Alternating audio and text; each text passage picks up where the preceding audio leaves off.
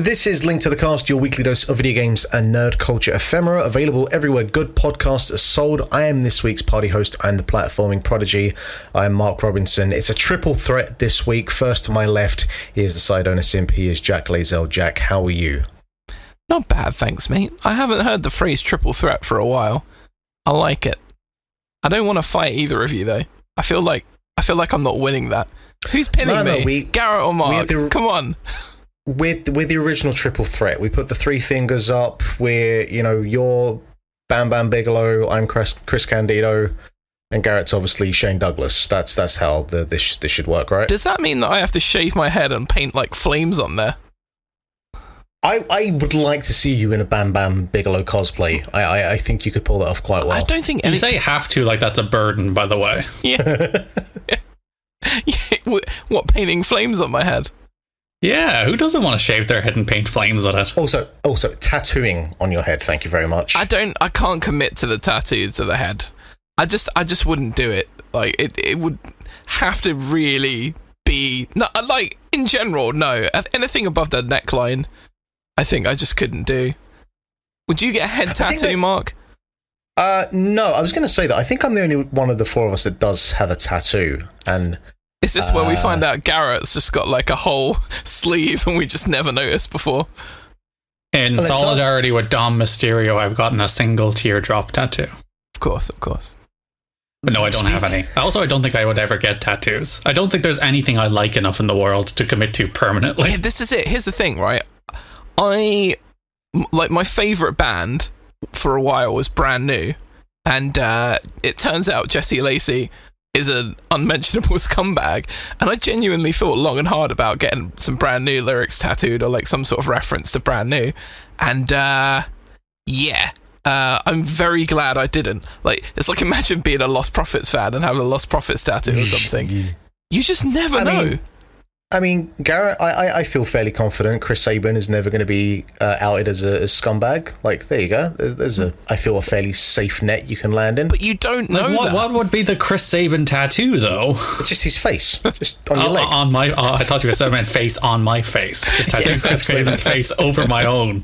Just imagine, just in like really generic, like Times New Roman font, just write Chris Sabin somewhere on your anatomy, and then just walk up to him and just be like, "Here, I got a Chris Sabin tattoo," and he's thinking, oh, it's either my face or a logo, maybe like a pose I'm doing, and it just says Chris Sabin. If I were ever famous and somebody is like, hey, look, I got a tattoo of you, I would be deeply uncomfortable. I'm like, no, don't do that. No, stop it. Why would you be uncomfortable, though? I think I'd be okay with it. I mean, I guess it depends. Like, if when we had the band, if someone got like the logo of our band, I think that would be pretty cool. If someone like, is it Steve-O that has Steve-O's entire like body and face tattooed on him, or was it someone else that did that? I can't remember. Doing a thumbs up that says, yeah, dude. He also, because when Angelina Jolie and Billy Bob Thornton got together, they had each other's names tattooed on their arms, and he got their names on either arm as well at that time, which I thought was very funny. But he has a whole host of like Mickey Mouse tattoos that you could go through. Yeah, like I think like getting someone's face, that's probably like pretty. Isn't it fucking Fred Durst? I think he's got like Kurt Cobain and Elvis Presley like their faces tattooed on his chest, and that's just no one needs that. That's, as much as I am a fan of Fred Durst, that's like the one area where I'm like, oh, come on now, that's kind of. Would you? How much money would I have to pay you to get Fred Durst's face tattooed on you? Where can I get it tattooed? Can it be anywhere? Like, you're gonna put it in a conspicuous part? Cheek, no. All right, I'll give you chest. Right, Fred. No, that's not fucking no. I was thinking like my calf or something. But surely your calf is out more than your chest, though. Well, I mean, I'm thinking from the aspect that, if myself and my partner were, canoodling. Having canoodling sessions. Relations. I'm sure the last thing she wants to fucking see is Fred Durst's face on top of her. Or maybe I think she has said before, I've heard her mention that she does find his voice quite sexy. pretty sure she's the only person to ever say that. But Fred Durst's voice, it's sexy. Why do we always get back to the topic of Limp Bizkit somehow? But genuinely, like, what's your number? Like, if I say, hey, Mark, here's like 10 grand, would you get a Fred Durst face tattooed on your chest? No, not on my chest. Just not a chance. 100 grand, get Fred Durst face tattooed on your chest. I mean, I guess I could take the 100 grand, then spend 5 grand to get it removed. No. It has to be there for a minimum of 28 years. Don't ask why that number. That's just a number. I decline your offer, my friend. 100 grand. Garrett, would you tattoo? You don't even know who he is, so it doesn't matter, really. Would you get Fred Durst's face tattooed on you for 100 grand? How big a tattoo are we talking? I'm talking chest. Just full chest? Not like across the whole chest. I'm saying like a one side, like one like peck. a pocket tattoo. Like on a peck. Yeah, like a peck. Fred Durst, 100 grand, man. I think I probably would for 100 grand. I am that easy to buy. I'm thinking the same. Yeah. I don't want to put that 100 grand on a deposit and then be sitting in my house thinking about the fact I've got Fred Durst tattooed on my chest for the next 28 years. I love how you would just get a calendar as well, be counting down that 28 years like a guy in prison, just an X. Oh, like be calendar man, scratching down every fucking day. I am calendar man. Yeah, exactly. Or like conversely, what would you say if you were, either of you guys were, getting into some intimate relations with a potential partner and remove their shirt to find a Fred Durst tattoo on their chest? What would you say? It's a good conversation starter, to be fair. Absolutely great, yep. Especially the whole, I actually got paid 100 grand to put this Fred Durst on my chest. I think that's actually a good conversation to have. That's a good story. And I need to have it on here for 26 more months. Like, it happened 27 and a bit years ago. I guess you can say, I guess we really 60s. Did do it for the nookie. Like, yeah.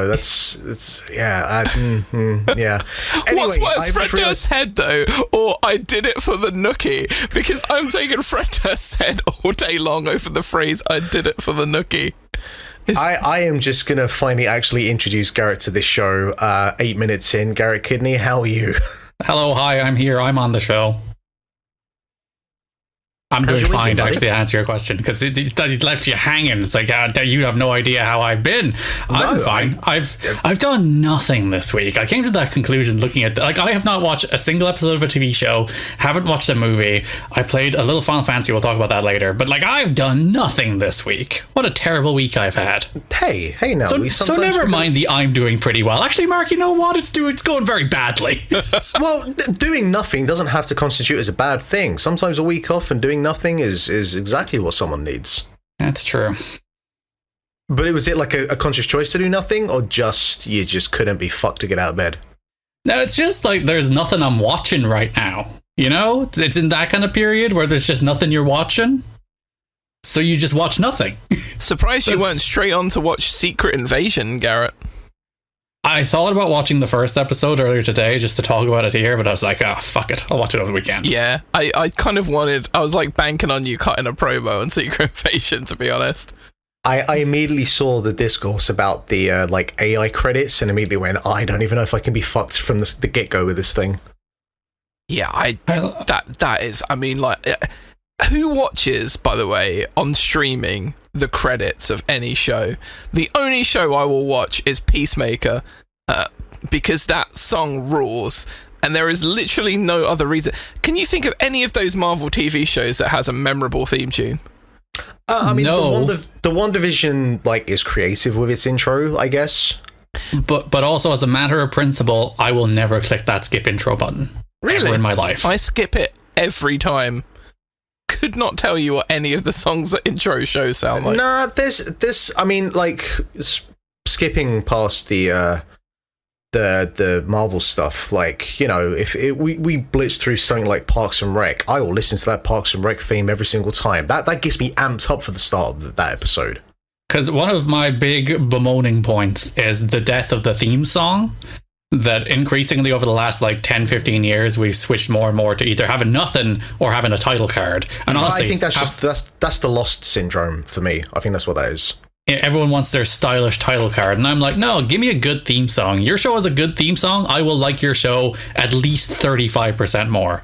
As you said, if there's like a 20-minute comedy that I don't particularly like, but it has a good theme song, it's like, it's another 20 minutes till I get to hear the theme song, so let's just do another one. Just to get to the theme song, I must admit, the one that I would kind of always listen to, other than Peacemaker, is The Office. I really like that Office theme tune. It sort of just makes me happy in a weird way. But it's such a weird thing. Like, it doesn't feel like it fits in any way, but... Oh, no, it does. It does. Because it feels like they were going to use Mr. Blue Sky, and then another TV show at the time was like, no, we're using that, and they were like, oh shit, and they were left with a few days, so someone just sort of like jumbled something together, and I think it works perfectly. Like, the opening credits are like John Krasinski on a camcorder going around, and like it's all sort of just, you know, like shredded it's together. Much more fitting than Mr. Blue Sky for sure. Yeah, exactly. Like, that's just that would have been awful. It just doesn't work at all, does it? No. At the same time, if you watch 10 seasons of The Office that had Mr. Blue Sky as the theme song, you'd be like, it's synonymous. I couldn't see it any other way. Yeah, you're pretty right. You're pretty right, actually. Yeah, they wouldn't have been able to use it at the start of Guardians too, would they? They would have had the Office theme instead. Yeah. Just Baby Groot dancing around to... You don't think so?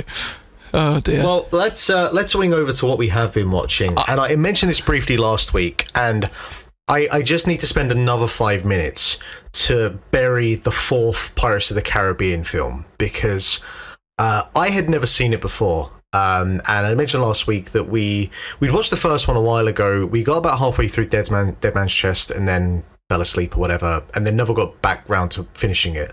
So we started that again, watched that through, watched that World's End, and then I was like, right, I've never seen the fourth one, so fuck it, let's just have it be done and move on with our lives. And so, for anyone who doesn't know, the fourth Pirates of the Caribbean film, Keira Knightley and Orlando Bloom, they've fucked off at this point. They're, you know, just... I'm imagining trying to be as far away from this property at this moment as they can possibly be. So you've got Johnny Depp still, you've got Jeffrey Rush, and the sort of two new people they bring in. The main antagonist is Ian McShane as Blackbeard, and Penelope Cruz, whose character kind of like shifts around during the film. Those two combined give, and Ian McShane can kind of just get by on just the kind of raw, natural kind of like talent and charisma that he has, but he's still completely sleepwalking through this film. But Penelope Cruz may give, I'd say, maybe like one of the top 5 worst performances I've ever seen in a major motion flick before. My first thing, just to kind of like see if I'm kind of anywhere on the ball with this, have you two ever seen this film? I have, and I remember literally nothing about it. That's not surprising, because I am struggling to remember most of it as well, and I only watched it a week ago. I remember there's like a scene where like the ocean opens up and they're fighting in like a trench. That's that one, right? That's the third one. Okay, then I remember absolutely nothing about this movie. Wait, I think I've seen it, but I don't know if I remember Penelope Cruz being in it. That's, again, because her performance is that, like... It's... Honestly, like, obviously you've had 3 Pirates films at this point, and you've got like all of these kind of spectacular set pieces and costume designs and all this kind of stuff. She comes onto the screen, and if it's like the first time you're watching, even fucking Keith Richards, who is not, you know, he's not an actor by any means, but he still, again, kind of can just kind of get by on like just, you know, kind of raw natural charisma and whatnot. Penelope Cruz is the first one to come onto the screen, and it's the first time you're watching someone in these films and you're like, you feel like someone cosplaying as a pirate. There's no conviction, there's no... And I've never been the biggest fan of her as an actress anyway, but even by like the low standards I have for her, it is dreadful. Like, and obviously, you know, by this point Depp is a complete caricature of the fuck's the guy's name? Captain Jack Sparrow. There we go. Jesus. I mean, really, just based on Michael Bolton alone, you should remember that. I know, but he's obviously like a complete caricature of the character's point. The other thing as well that is astonishing is that, like, this film cost about $400 million to make. Like, no way. it's about 3 times more expensive than the first Pirates of the Caribbean film, and it looks like a straight-to-DVD film. Like, it's got such a... And I know this was kind of like part of the problem for around the time this film was made, but it's like proper washed out. There's no colour to it. There's no vibrancy. We were talking about this last week, but there are some visual effects shots. There's a bit where Jack Sparrow's like swinging around or something, and it's like some of the worst kind of green screen that you've seen since like the 80s, like when they started doing that kind of thing. It's just a heroically bad film, and like I can fully, and having watched I watched the third one for the first time, and I'd only ever seen it at the cinema, and I didn't like it when I saw it at the cinema. And I was watching it again, and I came away with it with a kind of like Batman and Robin sort of appreciation, where like basically, because Dead Man's Chest and At World's End, they were filmed at the same time, and it was clearly like Disney just went to the director, whose name I can't remember, and just gave him all the money and just went, here's a blank check, do whatever the fuck that you want. And he pretty much did that. And that third film in particular is it's nonsensical. Like, the characters in the film don't know who's on whose side, and you as the viewer have no idea what's going on, and maybe that's the point because they're pirates. And so it's complete nonsense, but it's that sort of like spectacular self-indulgent. I imagine if I was in on like the Fast and Furious kind of like gravy train, I think I would, it's kind of a similar thing like that. But this just has no spark, no life to it. All of the performances are lifeless, and it's one of those rare times that I watch something and at the end of it, and I was like, that's 2 hours of my life I'm not getting back. I genuinely read the plot, and I did not remember a single detail.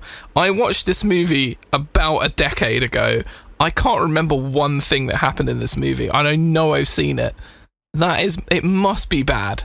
Surely. It is. And I've seen I'd seen the fifth one. Are there 5? Yeah, the fifth one has Javier Bardem. Yep. Oh, Javier Bardem, you could do so much better, mate. Yeah, and it's the fifth one isn't terrible. Like, it's not great. Like, it's clearly like this franchise, you should put it to the side. Thing is, the thing still keeps making money, but like the fifth one's at least tolerable because Javier Bardem like is just a very good actor, and he actually puts a bit of fucking effort into it. But this fourth one, genuinely, honestly, is one of the worst things I've seen in some time, if not ever. So yeah, there's that. I've got that out of my system. I can now move on with my life. The other thing that we've been watching in the house is a show called Party Down, which is an American sitcom that was created by John Enbom. Dan Etheridge also has writing credits from Paul Rudd as well. The first series was released back in 2009, and the show is about a catering company that's run by Ken Marino. And the caterers that make up the company, they're made up of a bunch of like aspiring actors, writers, comedians that are all just doing this as a gig, based in Los Angeles, and they're doing this while they're obviously trying to kind of fund and support their aspirations of becoming actors or what otherwise. It stars Adam Scott, Ken Marino, Jane Lynch, Jennifer Coolidge shows up. There's a real like kind of all-star cast here of like different people that have shown up in different sitcoms over like the last 10 or 15 years. And it's pretty funny. Like the kind of setup for every episode is they're catering, and there's a different event. So it could be someone's housewarming party, someone's birthday. There's one that's set in like a kind of GOP right wing like kind of youth sort of center or something that's run by Josh Gad. That's a particularly funny episode. And it's just kind of like the bouncing back and forth between the core group of characters who have like their dynamics that evolve over time, but then also bouncing off of the people that are hosting these parties and how those relationships intertwine. And it's good. It's one of those kind of very easy shows to just kind of put on in the background. I'm having fun with it. We're only in season 1. There's 3 seasons, and yeah, it's a recommend. I really give it a good recommend. Is it because a new series came out, didn't it, quite recently? And like, yeah, I mean, so like Maria just put it on. Like she was told about it a while ago, I think, and just never got round to it. So that's why she's popped it on, and I guess at some point we'll get to season 3. And I guess because there's like a sort of 10-12 year gap between season 1 and season 3, it'll be interesting to see what changes have evolved over time with that. But it's fun. I definitely would say it's worth checking out. Jack, what the hell is jet lag the game? Right. So first of all, you asked me to. We have a ledger which we call the Heath, which we put things on before the show. And you said to me, "Have you watched nothing this week?" And I really thought about it, and I was like, "There's a YouTube thing that I really like called Jet Lag the Game." But then, as we were talking, as we just started recording there, I was like, "Oh yeah, I watched Secret Invasion this week," and like I probably should talk about it a little bit, but it didn't really leave much of a lasting impression on me at all. This is one of those things where you've got genuinely an all-star cast, like Samuel L. Jackson's in it, Olivia Colman's in it, and obviously Khaleesi, Mother of Dragons, aka Emilia Clarke, is in it. And you're like, that's some really high quality people that they've trimmed out here. And then the episode was just kind of like a twisty, all right, we don't really know who's a Skrull and who isn't a Skrull type thing. And then there's like an explosion in a sea. I think it's Moscow. Yes, it is Moscow. And I was like, I feel like I just watched an hour of stuff there that could have maybe been 10 or 15 minutes. And I just wasn't that enamored with it at all, really. Like, are either you two guys interested in watching Secret Invasion? It genuinely could get better, but the first episode really didn't do a whole lot for me, to be honest. I'll watch it because I like Samuel L. Jackson, and I like Kobe Smulders, and I like some of the people, as you said, the other people in it. So is Maria Hill in the show much? There's a lot of her not really being in Marvel things. I'm suspicious. Yeah, she's in it. That's what I'm gonna say. Okay. Okay. Cool. I mean, she's definitely in it. Yeah. I don't know. Like, I'll watch it because it does seem the least nonsense of the recent Marvel TV efforts. Yeah. But I do get the sense that like they call these like 6-episode streaming events instead of a television show or a movie. And it does a lot of these. I do get the sense that they took like spec scripts for movies and converted them into TV shows. And that's the reason it feels a little bit like they have like 2 hours of content stretched to 6. Yeah. And that seems to be the sense you got from the first episode. Yeah, here's the thing, right? And it was going to be my point. I just kind of wanted to gauge the the levels of excitement. Mark, you said nothing, so I assume you just flat out do not care. I mean, look, I really liked Guardians 3, but the television side of Marvel, I got burnt out. What was the last one that I watched?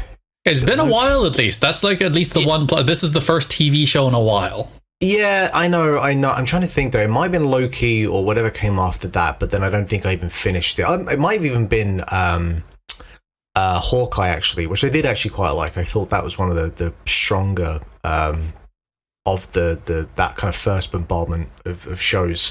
But I probably I'll watch it because, again, like Garrett mentioned, I do like Samuel Jackson, and I think that he has a really good grasp on the Nick Fury character. So I guess like having a show, and obviously he's popped up in a bunch of films as like a kind of like a not a leading role, but certainly like a 1B or a 1C. So having a show that is like for him, I think is a long time coming. So I'll probably check it out, but I might also just wait and see like. Once all 6 episodes are out, if it does get like at least a passable recommendation, then I'll probably just dive in and just blitz it in an afternoon. Yeah. I feel like the first episode, I'd recommend maybe waiting until there are a few. Because kind of much like Garrett said, it just feels like this was a movie at some point, and sometimes they drop like two of a series.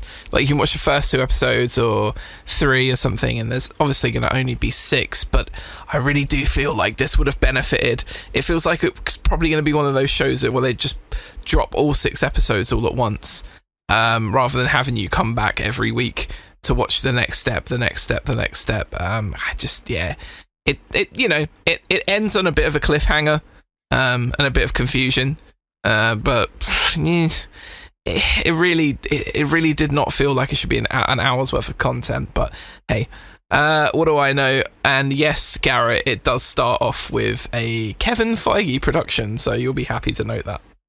Hack and a fraud. Yeah. So how just because we're so like, this has been the big talking point over the last 2 weeks, how's the CGI? There's not a lot of it. I guess there's a there's a bomb bit and it don't look great.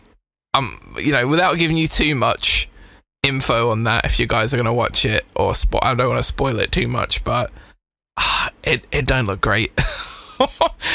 So something I found out, I can't remember where I was watching this, it might have been on YouTube, and intervene if you already know this, but maybe someone listening doesn't. I was doing a little bit of research into like, why does CGI look so bad at the moment, and a lot of it is that like Marvel or whoever else, they'll pitch out like, hey, we need X amount of shots that have all this stuff, but like, if you've got one scene that is just like like a green screen, or like a wire needs to be cut out, and then you've got another bunch of like a scene that has CGI face mapping, all a bunch of other stuff. Those scenes cost the same amount. Like they'll be pitched at the same price, and because obviously like Marvel's kind of the big thing in town, and you obviously want to have that contract work because otherwise you miss out. Like they're having to take that on board, but obviously they're not being paid for the additional amount of work that is in that scene. So that, and obviously because unions are not a thing or whatnot else, it just means that the amount of work is there that is being asked to be done is obviously so exponential compared to where we were 10-15 years ago. But the kind of costs involved haven't really changed at all, because just that's where we are.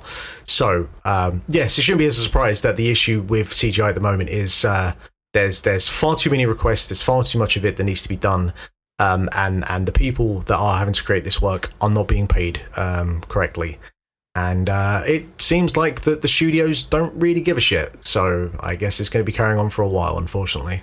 Yeah, I do wonder if like Flash has bombed, Black Adam bombed. What was the other one that bombed? Shazam also bombed. Yeah, the second one. What I was going to say, the thing they all have in common is they're DC films. But like Ant-Man also kind of bombed. That film did not do well whatsoever. Yeah. So like there is a lot of shakiness in the jaw. It's not like peak Marvel where they're invincible, is basically what I'm saying. It's not like they're producing those movies with that no matter what they put out, they make $1 billion. It's like they're not in that place at the moment. Do you think that they're going to be blaming that on like, it's post-pandemic and people aren't fully comfortable coming back to the cinema yet? Which is bullshit, because we've seen stuff like that Avatar film make a fucking astronomical amount of money. Motherfucker, the pandemic was a while ago. Like, I think people were pretty much over it. I think people will be holding on to that pandemic excuse for a while yet. Yeah, but then you look at like Spider-Man, which has already made substantially more money than the first movie did. And you look at Mario, which made like $1.2 billion. Is that the highest grossing movie of the year? Mario, yes. Well, no, it was Avatar this year? Avatar was December. Okay, right. So it probably is Mario then, yeah. It is. I just looked it up. I guess there is something to that. Maybe the like... Well, I mean, it's the CGI on top of the fact that like all the films that you just mentioned there are like average to just bad films. So, it's a combination of the two, but the bad CGI probably doesn't help. Did we talk about... I do think like there's a roller coaster ride element to these superhero films that like, where you can get lost in these worlds. So that's some of that if they were spectacular looking, like Avatar is, for example.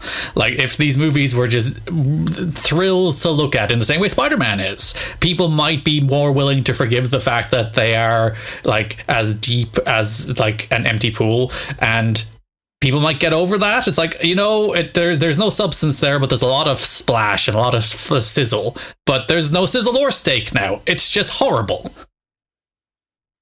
Did we talk about Across the Spider-Verse? I don't think we have. Did we? Good movie.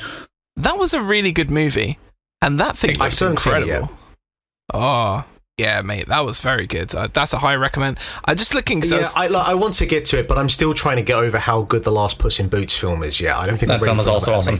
Also, please be prepared for the degree to which Across the Spider-Verse stops rather than ends. I think that's a good thing to be prepared for going in. Yeah, very much so. It felt like a chapter. But that's the third highest grossing film of the year, and Guardians is 2 and Mario is 1 at the moment. Little Mermaid 4th, which I was a bit like, really? It's coasting entirely off IP, though. Yeah, of course.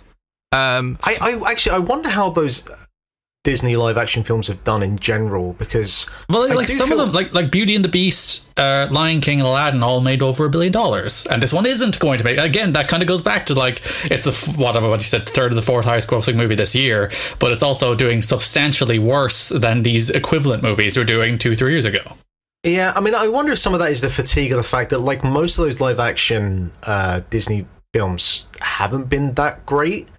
So I wonder if there's a little bit of that's in there as well. And they also all look like shit. I fucking hate that Beauty and the Beast movie. I hate it. And I hate the Lion King and their dopey, unexpressive lion faces. It's stupid. Why is it like this? He's right. Oh, I was looking at American grosses, so Across the Spider-Verse is 4, Fast X is of course third. Of course. But still, 679 million for a Fast movie. Ain't that great compared to some of the box office they've done on previous movies? So. Is John Wick 4 in the top 10 at all? It's 7th. Okay, so it's in there. Yeah. Transformers, that Transformers movie is so fucking 285 million, which I'm sure is a massive failure for them, probably, but I mean, geez. Like, these are a lot of, like, you're part of the problem. Yeah, you gave them money. I didn't. I have a cinema card. They got no money from me. Actually, I wanted to ask, I've always wondered, how does that, like, play into grosses? And, like, surely the cinema is then paying something. I don't know. Do they I've never known how that worked. I don't know. Do they just count the fact that a ticket was purchased as a sale? Like, is it sort of like a unadjusted but thing? they're not. But the film, the production, whatever, isn't making money off of that. You just going up, swiping your Cineworld pass and going in, unless they give a cut of that somehow, like the Cineworld pass to the studio. I have no idea. Well, yeah, like, I don't know. It must be like volume of tickets sold, and then you probably assume an average selling price for a cinema ticket, and then multiply it by that to kind of work out the box office gross. Like, I don't think you're getting an exact. I don't know, like, maybe they do, but I don't know if a company, like a cinema company, would release their exact sales number on something. I think they just reveal how many tickets were there, and then you kind of multiply it by an average selling. That's what I would think, anyway. I would imagine when you do scan that, you get, like, the amount that the studio gets is one ticket, their cut of one ticket. And then the cinema obviously is hoping that they make more off that over time, or that you don't go at all, and they just make money off you not going. Cinemas make money off concessions more than anything else. That's where they actually make the money. That's usually the way, isn't it? They make more money if you buy a bag of popcorn for like £4 or $6 or whatever. They make more money from that than they do selling you a ticket for like $10, $15 or pounds. It's crazy. Speaking of concessions, or I guess like merchandise in this case, someone we know, they went to the Queens of the Stone Age gig the other day, and they were saying that the hoodies they were selling there for £110. What? I don't know about you, but I've never seen a hoodie that was worth more than about 50 quid. Like even then, like 50 quid these days, like it's not for a hoodie. I mean, I'm not buying one. I don't have a job, but even when I did have one, I'd probably look at that and be like, you know what? Like 17-year-old me, impressionable me with disposable income, probably why not? What, 110 boys? Yeah. No chance. And the tickets for that gig alone are probably about 100 quid these days as well. Yeah, tickets to live shows have gone up massively because obviously artists don't make any money from music anymore, but also because of the. Because Ticketmaster. Have you heard about price surging with tickets? Oh yeah, I know about that. Garrett, do you know about this? Is it just gouging people? It gouges people because, say there's someone super popular, like, who's massive, I guess, like Taylor Swift, right? Oh, Harry Styles. Swift, like, all of these kind of, like, sort of behemoths of the modern pop era. the more... I mean, no one else is doing 4 nights at the Tokyo Dome, baby. Come on now. Well, yeah, I know that's more than all your faves have ever done, I guess. But the more people are basically interested, Garrett, or the more people trying to buy tickets, the more the prices go up. That's a lot of bullshit.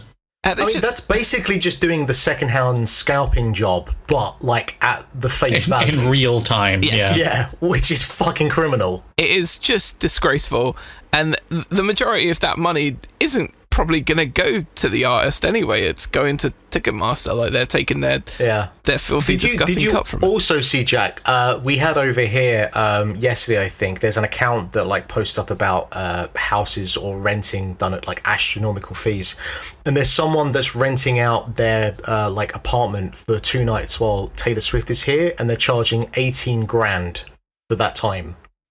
Surely they're not going to actually sell that, though. I would imagine no. I would imagine either... I mean, I don't know what, like... Surely the Swifties aren't that crazy. Or rich. Yeah, well... You could buy, like, a fucking garage for that or something in Dublin, surely. Like, someone's probably got a garage... I've been to Dublin recently, Jack. It's not cheap. Well, I mean, I'll be there very soon, but yeah, that's insane. Is that like an Airbnb then? It wasn't even on Airbnb. It was just, I don't know, like some other site that we're using. But, Mark Robinson's box room is available for 18 grand. People, he's advertising it right now. Well, I need the money. I'll take it. Yeah, I see. That's why you quit your job. It's because you're fucking gouging people. You landlord bastard. How dare you? Start that at some point soon, then. Yeah, sublet. We are way off course here. My goodness. Jet Lag the game is really fun. I will jump back onto course. That's where we're. So first of all, have you guys heard of the streaming platform Nebula? Oh, it's like a more creator-friendly Patreon deal, isn't it? Yeah, essentially, it's that. It's a streaming platform that they set up. They did it for quite a modest fee, and they just generally grew it on people's enthusiasm for the content and stuff on there. One of the guys that set it up is a guy called Sam, and he, would make like history and travel stuff, and kind of an interesting guy. But basically, him and a couple of his pals have this thing called Jet Lag, where they essentially do a sort of challenge / game thing across like a large geographical area. So I'll give you an example. There was one they did in Europe where they set 3 points. There was like one in like, kind of northwestern France, one like way across in Germany, and then like one right down by the sort of like French-Spanish border. And it was essentially a game of tag, and it was like whoever got closest to their point at the end of the game was the winner, and the other guys had to catch them up. And then you can basically use any public transport that you want to try and get to the place. So you're sort of moving. Is it just an episode of Top Gear? It is like that, but with not sort 100% of 100% less Jeremy Clarkson. Exactly. Less these three fellas are kind of fun millennial type guys who are way less problematic. And there's another one where they raced across the entirety of New Zealand. They basically turned New Zealand into like a board game. So every time they got to a geographical point and you could choose your direction and your path, you had to do a challenge in that area. And the only way to move on is you complete the challenge, or if you fail the challenge, you have to wait half an hour. And then obviously like the other team, if they've gone a different way or they've gone past you, etc., they get a march on you because you failed your challenge. And they did that across from like the very tippy top of New Zealand right down to the bottom, and it was really cool. And they've done maybe like 6 or 7 of these like massive things. There was one where they turned America, like you had to sort of do a challenge in the state capitals of all of these different states, and then you sort of turned America like into like your color. Essentially, like you flipped it over and it was like a territory thing. It's awesome. And they did real life Splatoon. Pretty much like real life Splatoon, Carrie. Yeah, that's exactly what it was. Real life Foam Stars? Yeah, real life Foam Stars? Guys, remember Foam Stars? It's not even come out yet and it feels like a distant memory.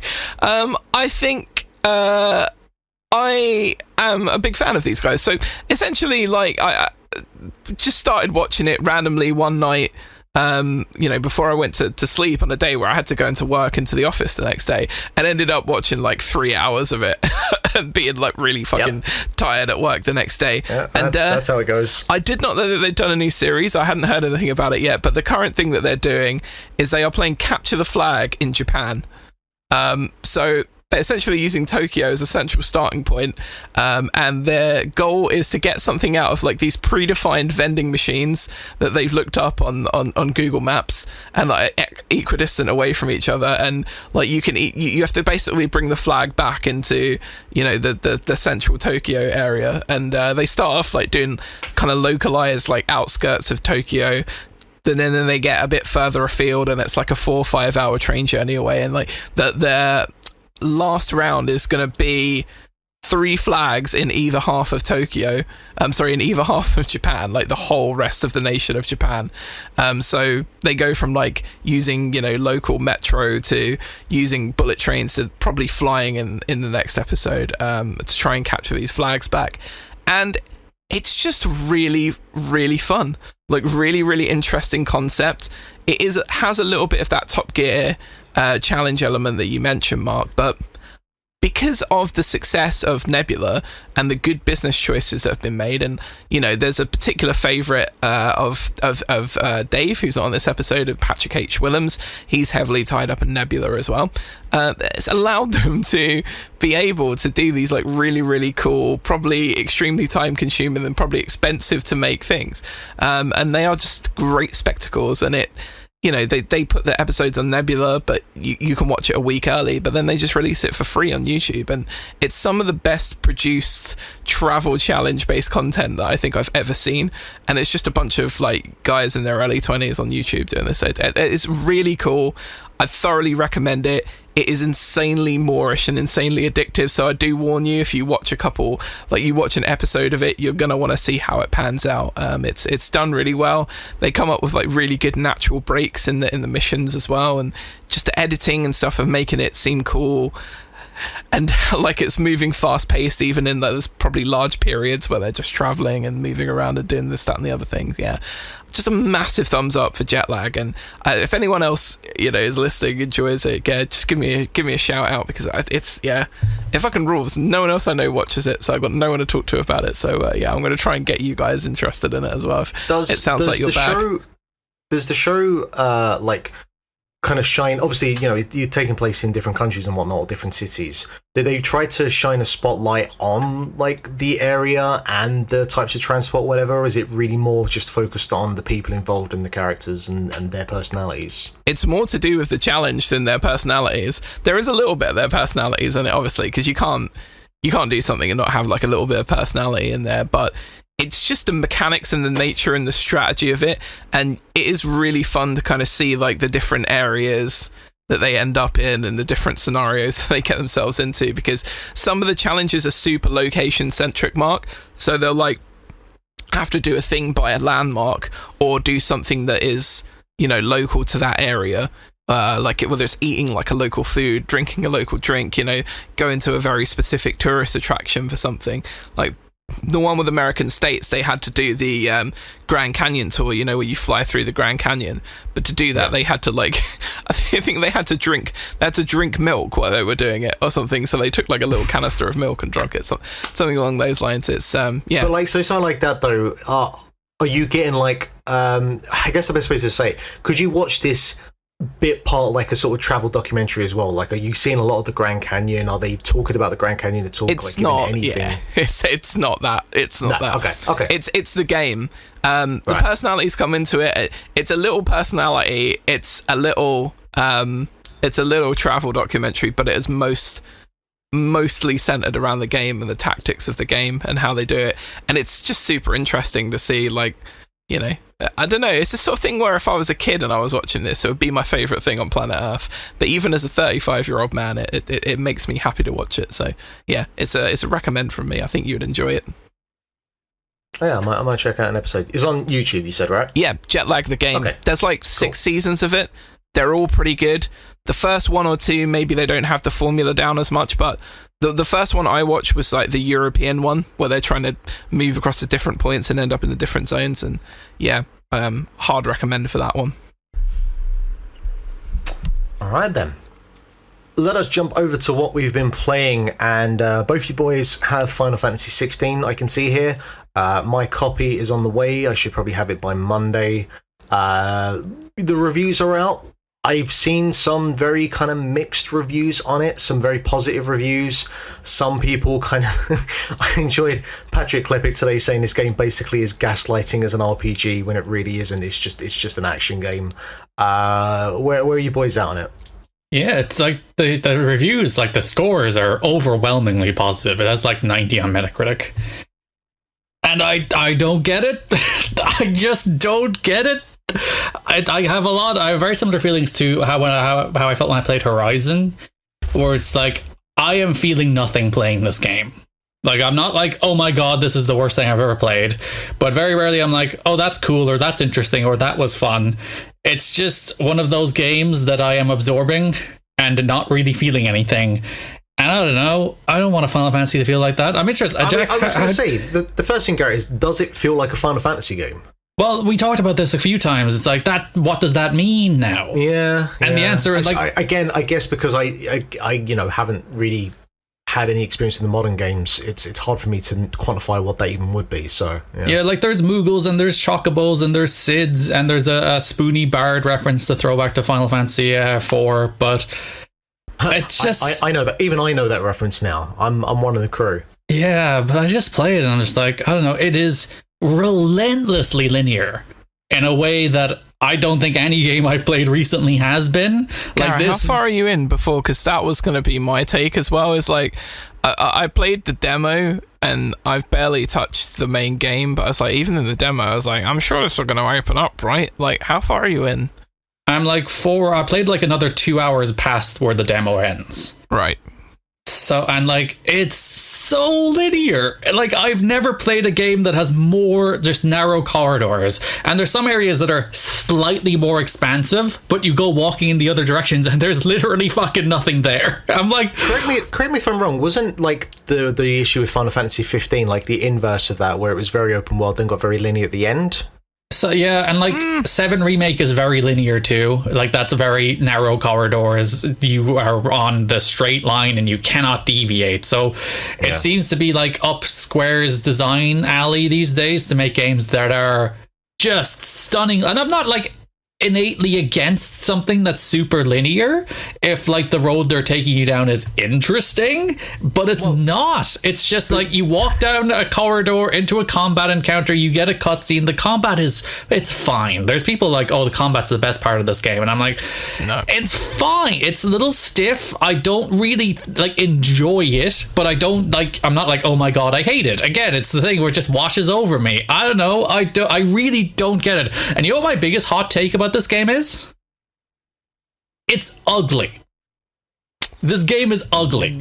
As in the art direction, not like the I think the technical side of it, I think technically it's a very kind of proficient looking game. Yeah, it has like fidelity and shit. It has pixels. But like, I walk through those forests and I was just like, it's ugly. There's nothing here. It's bland. It's characterless. There is no point again that I'm like, oh, that looks cool, or that looks interesting, or wow, what a stunning vista, or what a feast for the eyes. It's ugly. It's an ugly game.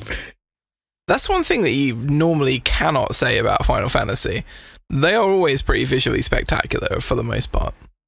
Yeah, even if like 15 is cool looking and it's bright and you're out in the open world at least. And I don't know. Style. Like the car boy band thing was style. It might not have been a style that people liked as much, but like visually, like I thought it kind of had it from that perspective. Like, because one of the reasons. Sorry, I was just going to say, one of the things like you can have why games might get like very linear, certainly kind of modern games that get very linear, is if you're dealing with a very kind of higher production style and value and budget, and you have to find ways to make concessions where like, okay, we have to have this sort of linear approach because we can't just have thousands upon thousands of different assets. We need to try and kind of keep it more contained. And as long as it looks very, very nice, I mean, you know, I again, not to rag on it, but God of War is a very nice looking game that does feel very linear. And while I have issues with the linearity of it, I can at least see that, like, well, yeah, obviously they've tried to kind of keep the production values at a certain level, and obviously concessions are made because of that. But if you got a game that, like, the art direction is just off whack, and then you put in this super linear experience on top of it, it kind of sounds like this is not. I'm not going to enjoy this game. No, I think you will detest this thing. I think you will want to strangle Clive by the time you get like 5 hours in.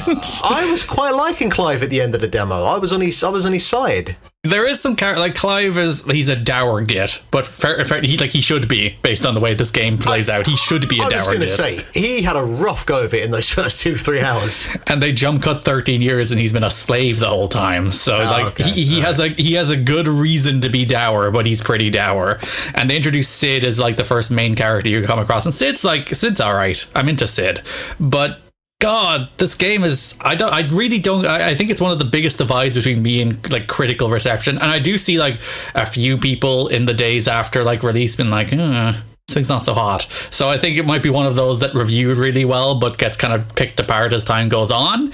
But I don't know. I'm not enjoying this. I'm not having a good time with Final Fantasy 16. It is a slow, linear, ugly game that is derivative of Game of Thrones, and just that's it. I don't feel strongly about it. Apparently I do. I've been giving out about it. I was going to say, but it's just one of those things. I'm just like, I don't know. It's washing over me, and I don't care. I'm not having a good time. A lot of browns and greys and stuff as well. It's ugly. I can't get over how ugly it is. Yeah. It's just, there's no visual spark there. And maybe it gets better, because like so far I've only been in like mountain area, castle town, and now forest. None of which look good. Forest should look good. Forest is like greens and colorful. If your forest isn't looking good, I'm a little worried. But maybe it gets better. This game is apparently very long, which like confuses me based on how it's structured, because the game is kind of level based, which is really weird for both a Final Fantasy and, well, not really an action game. It's kind of more in line with Devil May Cry and Bayonetta to be like level based, but it's level based. You choose levels from a world map and you play through levels. You don't see, can I say that really threw me off in the demo, and I was just thinking that, all right, maybe this is just like the introduction thing to, you know, give you that level where you're going through and you're fighting the goblins, and it gets you introduced to like the kind of base mechanics, and then at some point it's going to open up. Because I didn't mention this last week because I just thought that, like, again, maybe that was just like the demo to get you going. But are you saying this entire thing is actually level based? Because that is fucking bonkers for a Final Fantasy game. And I'm not like the Final Fantasy fanboy here, but even I am quite astounded by that. Yeah, if there's one thing, like 12 and 13 and 15 were always like continuous spaces. Like you would go from one town to the next and you would travel the route. They didn't have the world map of the older games. 10's the same way as this, but where it's like you go from one town to the other. You have like it's like almost closer to Pokemon, where you're like a town route kind of thing, as opposed to this, which is you choose a level from a map, you play it, then you go back to the map and you choose the next level. You don't actually walk to the next location. And even if they did it in like Final Fantasy 7, 5, 6 world map style, where it might have some charm, that like the levels are on a world map that you actually walk around and interact with, and it feels like an actual space that you're moving between. But no, it's just you pick an option from a map. And so far I've only had one option every time I finish a level. So again, going back to the thing where it's just desperately linear. It's not like, oh, you can go to a couple places after this. It's like, no, just pick the next level. It's really weird, and I don't really like it. Yeah. Jack, let's get some takes from you now. We haven't heard much from you yet. Yeah, I've only really played the demo, and I've broken into the main game, but my concern was that the demo felt a bit linear, and Garrett has not really made me any happier about that. I'm scared now. I think the cutscenes and stuff that are really incredible. The music, by the way. Oh, music is phenomenal. You cannot knock the music. Music's knocked it out of the park. Amazing. Yeah, the music is incredible, like just polyphonic amazing spread of wonderful sounds, and it's a feast for the eyes in the sense that it looks like really amazing, but the actual environments themselves aren't particularly interesting that I've seen so far. And again, very disappointed to hear what Garrett's takes are. I kind of like Clive. I had to reconcile the fact that he was actually called Clive, but he seems like a cool enough character. I don't know. There's a thing, but not to spoil. It's slightly past where you are, Jack. So Right. sorry for the spoiler, but No, go for it. there's a moment briefly after where he's been a slave for ages and his name is Wyvern, and he has this big moment where it's like, I remember my name. It's Clive. And I'm like, oh, his name's Clive. By the way, Can I say one thing about to come back to the sort of the art and the environment? ugly. One thing that I think that is interesting about this is that a lot of the kind of issues where, like, you know, the game looks technically proficient and whatnot, but a lot of the backgrounds and environments look really bland or boring or whatever. That is a Platinum Games hallmark. Like, fucking, as much as I love stuff like Bayonetta or DMC Devil May Cry, a lot of the backgrounds and environments can be pretty boring at points. And I wonder if that's like the Platinum Games influence, or that is just the overall direction, or it was just like a limitations of what they had, even though this is a fucking PS5 game. Like, everything I've seen and felt, and from what you're saying, it just kind of sounds like this just isn't a PS5 game, you know, whatever the fuck that means. I think part of it is setting, that it's like set in a very like swords and sorcery fantasy world, so it's all castles and woods. Thronesy.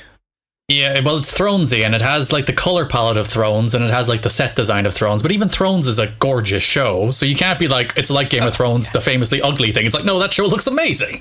So I don't know what's going on. It's very boring. It's just there's nothing. You will at no point, maybe some of the summon stuff, but at very few points other than the first like 4 or 5 hours of this game will you be like, wow, look at what they're doing here.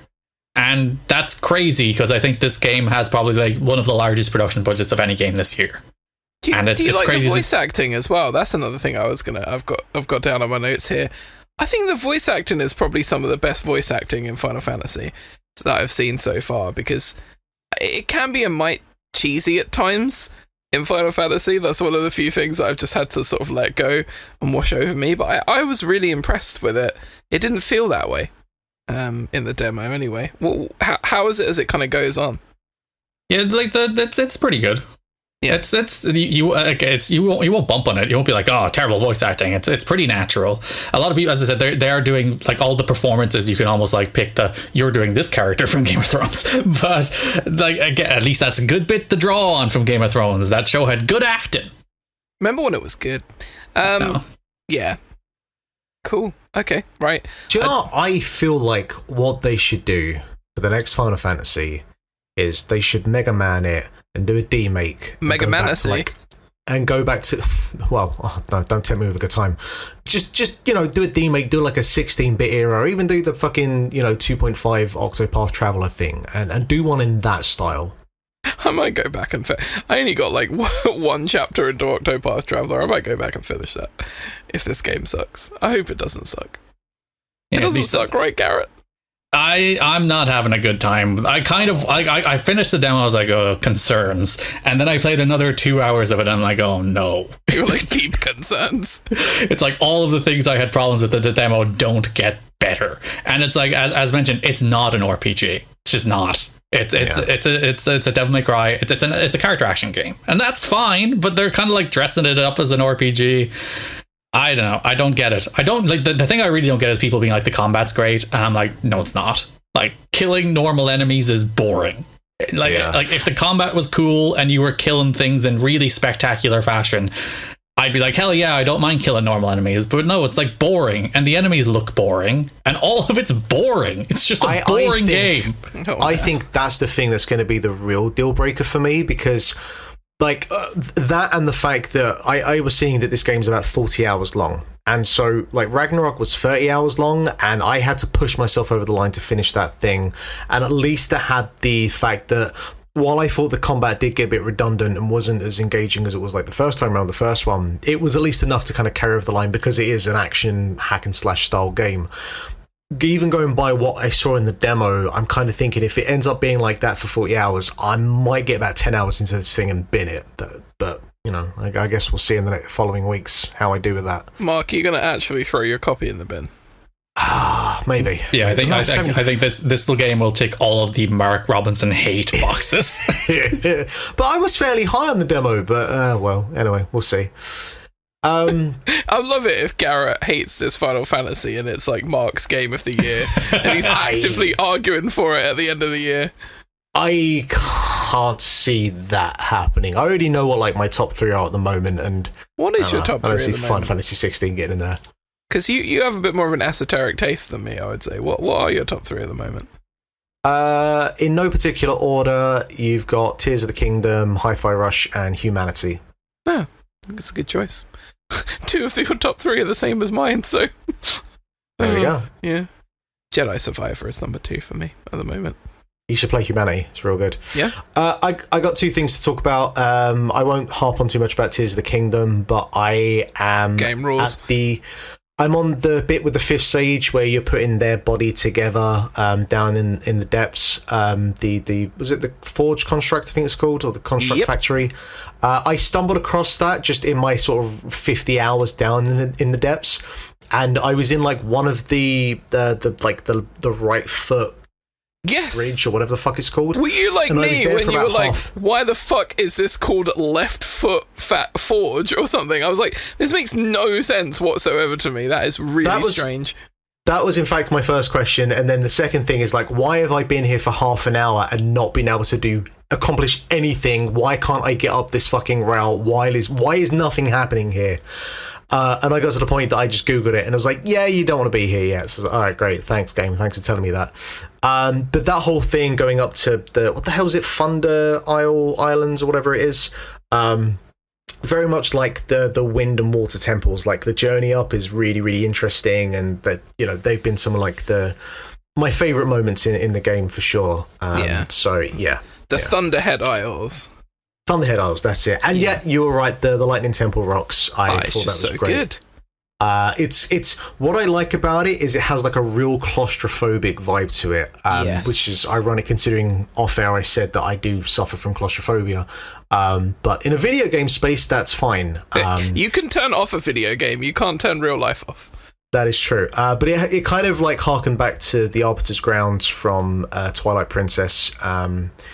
Which is, they actually have an area outside of the temple that is called the Arbiter Grounds. But yeah, that whole kind of setting, I think they did a really, really strong job with that. And probably by far the strongest temple of the 4. It gave me Water Temple vibes because all of the things happened on different levels. And yes, it's much, much easier to get up to those different levels than it is to get up to different levels in the Water Temple in Ocarina of Time. But still, like...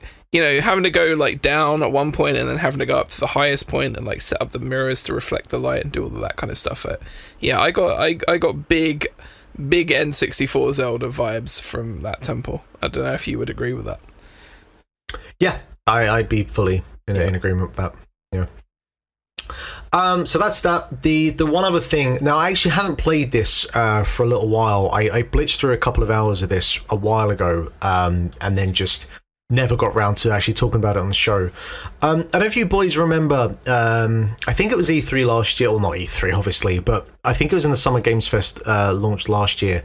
There was a game called The Last Case of Benedict Fox, which was this 2D Metroidvania that has a sort of like Lovecraftian vibe to it.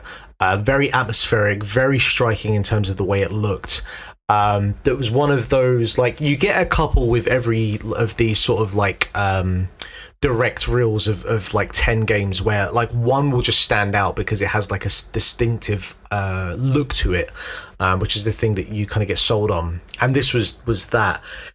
So this came out about 2 months ago now, I think. It's on Game Pass, which is why I got to play it for a little bit.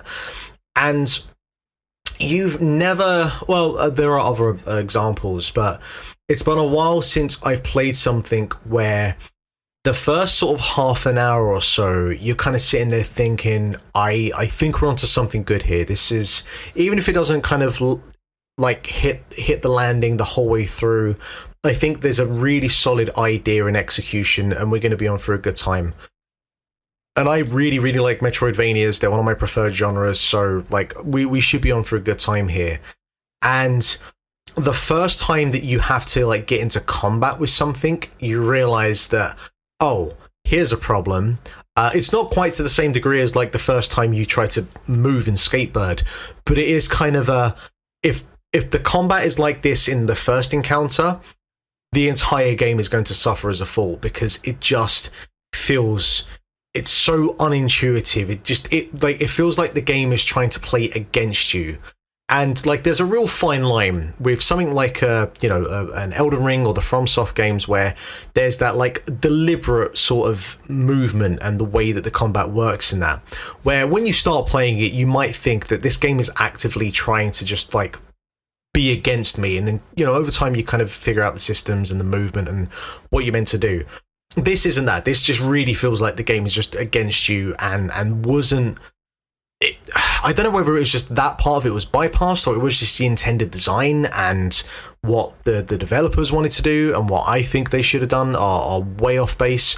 But I'm not on board with it. And then it's just got like, there's a sort of a typical like progression that you have with a Metroidvania, where you can do a bunch of an area and then you have to find some sort of item that will help you kind of progress further into that area. So usually you'll unlock like a second area, find something there, go back to the first area, and there's backtracking and whatnot. But like the best versions of Metroidvanias will have the kind of illusion of being open world, but are still sort of like gently nudging you in the right direction, but not kind of overtly doing it. Something like a Hollow Knight does that really, really well, until it gets to the point that you've got so many abilities that it kind of just opens up the rest of the map, because at that point you can pretty much get anywhere that you need to, outside of maybe a couple of exceptions. This doesn't follow that kind of philosophy at all, and as a result, there are so many kind of like different kind of lock and key situations where you're not entirely sure, even if it is like a lock that you're trying to unlock, and you have no kind of like idea or representation of what the key is for that lock would be as well. Like there's so many errors made along the way in terms of player communication this game makes, and I think it's done in just a mistake in terms of trying to fit this Lovecraftian look that it goes for, which I think it does very successfully. I think the game looks tremendous and has really good, like, strong production values. But they've leaned so much into that they've not thought about, like, how does this actually work as a game in terms of communicating to the player what it is that they need to do and where to go.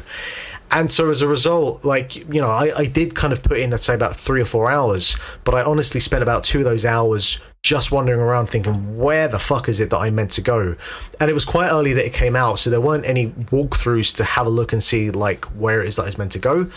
I'm sure there is now, and maybe I'll go back to it and see, like, if there was something just on my end that I wasn't getting. But again, I've played Metroidvanias, like your Hollow Knights, your Ori and the Blind Forests, or Will and the Wisps, your Metroids. Like most of those, there might be 1 or 2 bits where I might be stuck on a puzzle, or like just I've forgot about some area that I just didn't track in my brain. But for the most part, those games do a really good job of kind of nudging you in the right direction. This, from about 2 hours in, I was just like, I just don't know what this game wants me to do. So it's really disappointing, because the first sort of 20 minutes, half an hour, you get this really cool setting about, being able to sort of go into in limbo with your father who's passed away, and you can kind of go into like his sort of like state of purgatory to figure out what happened to him, and you're basically trying to unravel like why did he die, which then kind of incorporates other characters, and you sort of go into their state of purgatory. And there's like a really cool setting and theming, and like the way that you jump into the levels, there's some really interesting stuff there. But just the actual level design, which is kind of crucial for a Metroidvania, just they've not stuck the landing with it. So I might like jump back to it at some point, might have a look with a walkthrough to see. But yeah, I don't know if either of you two remember this from when it was announced, or if you have any kind of like awareness of this thing. Name rings a bell, but I looked at screenshots and it didn't spark anything.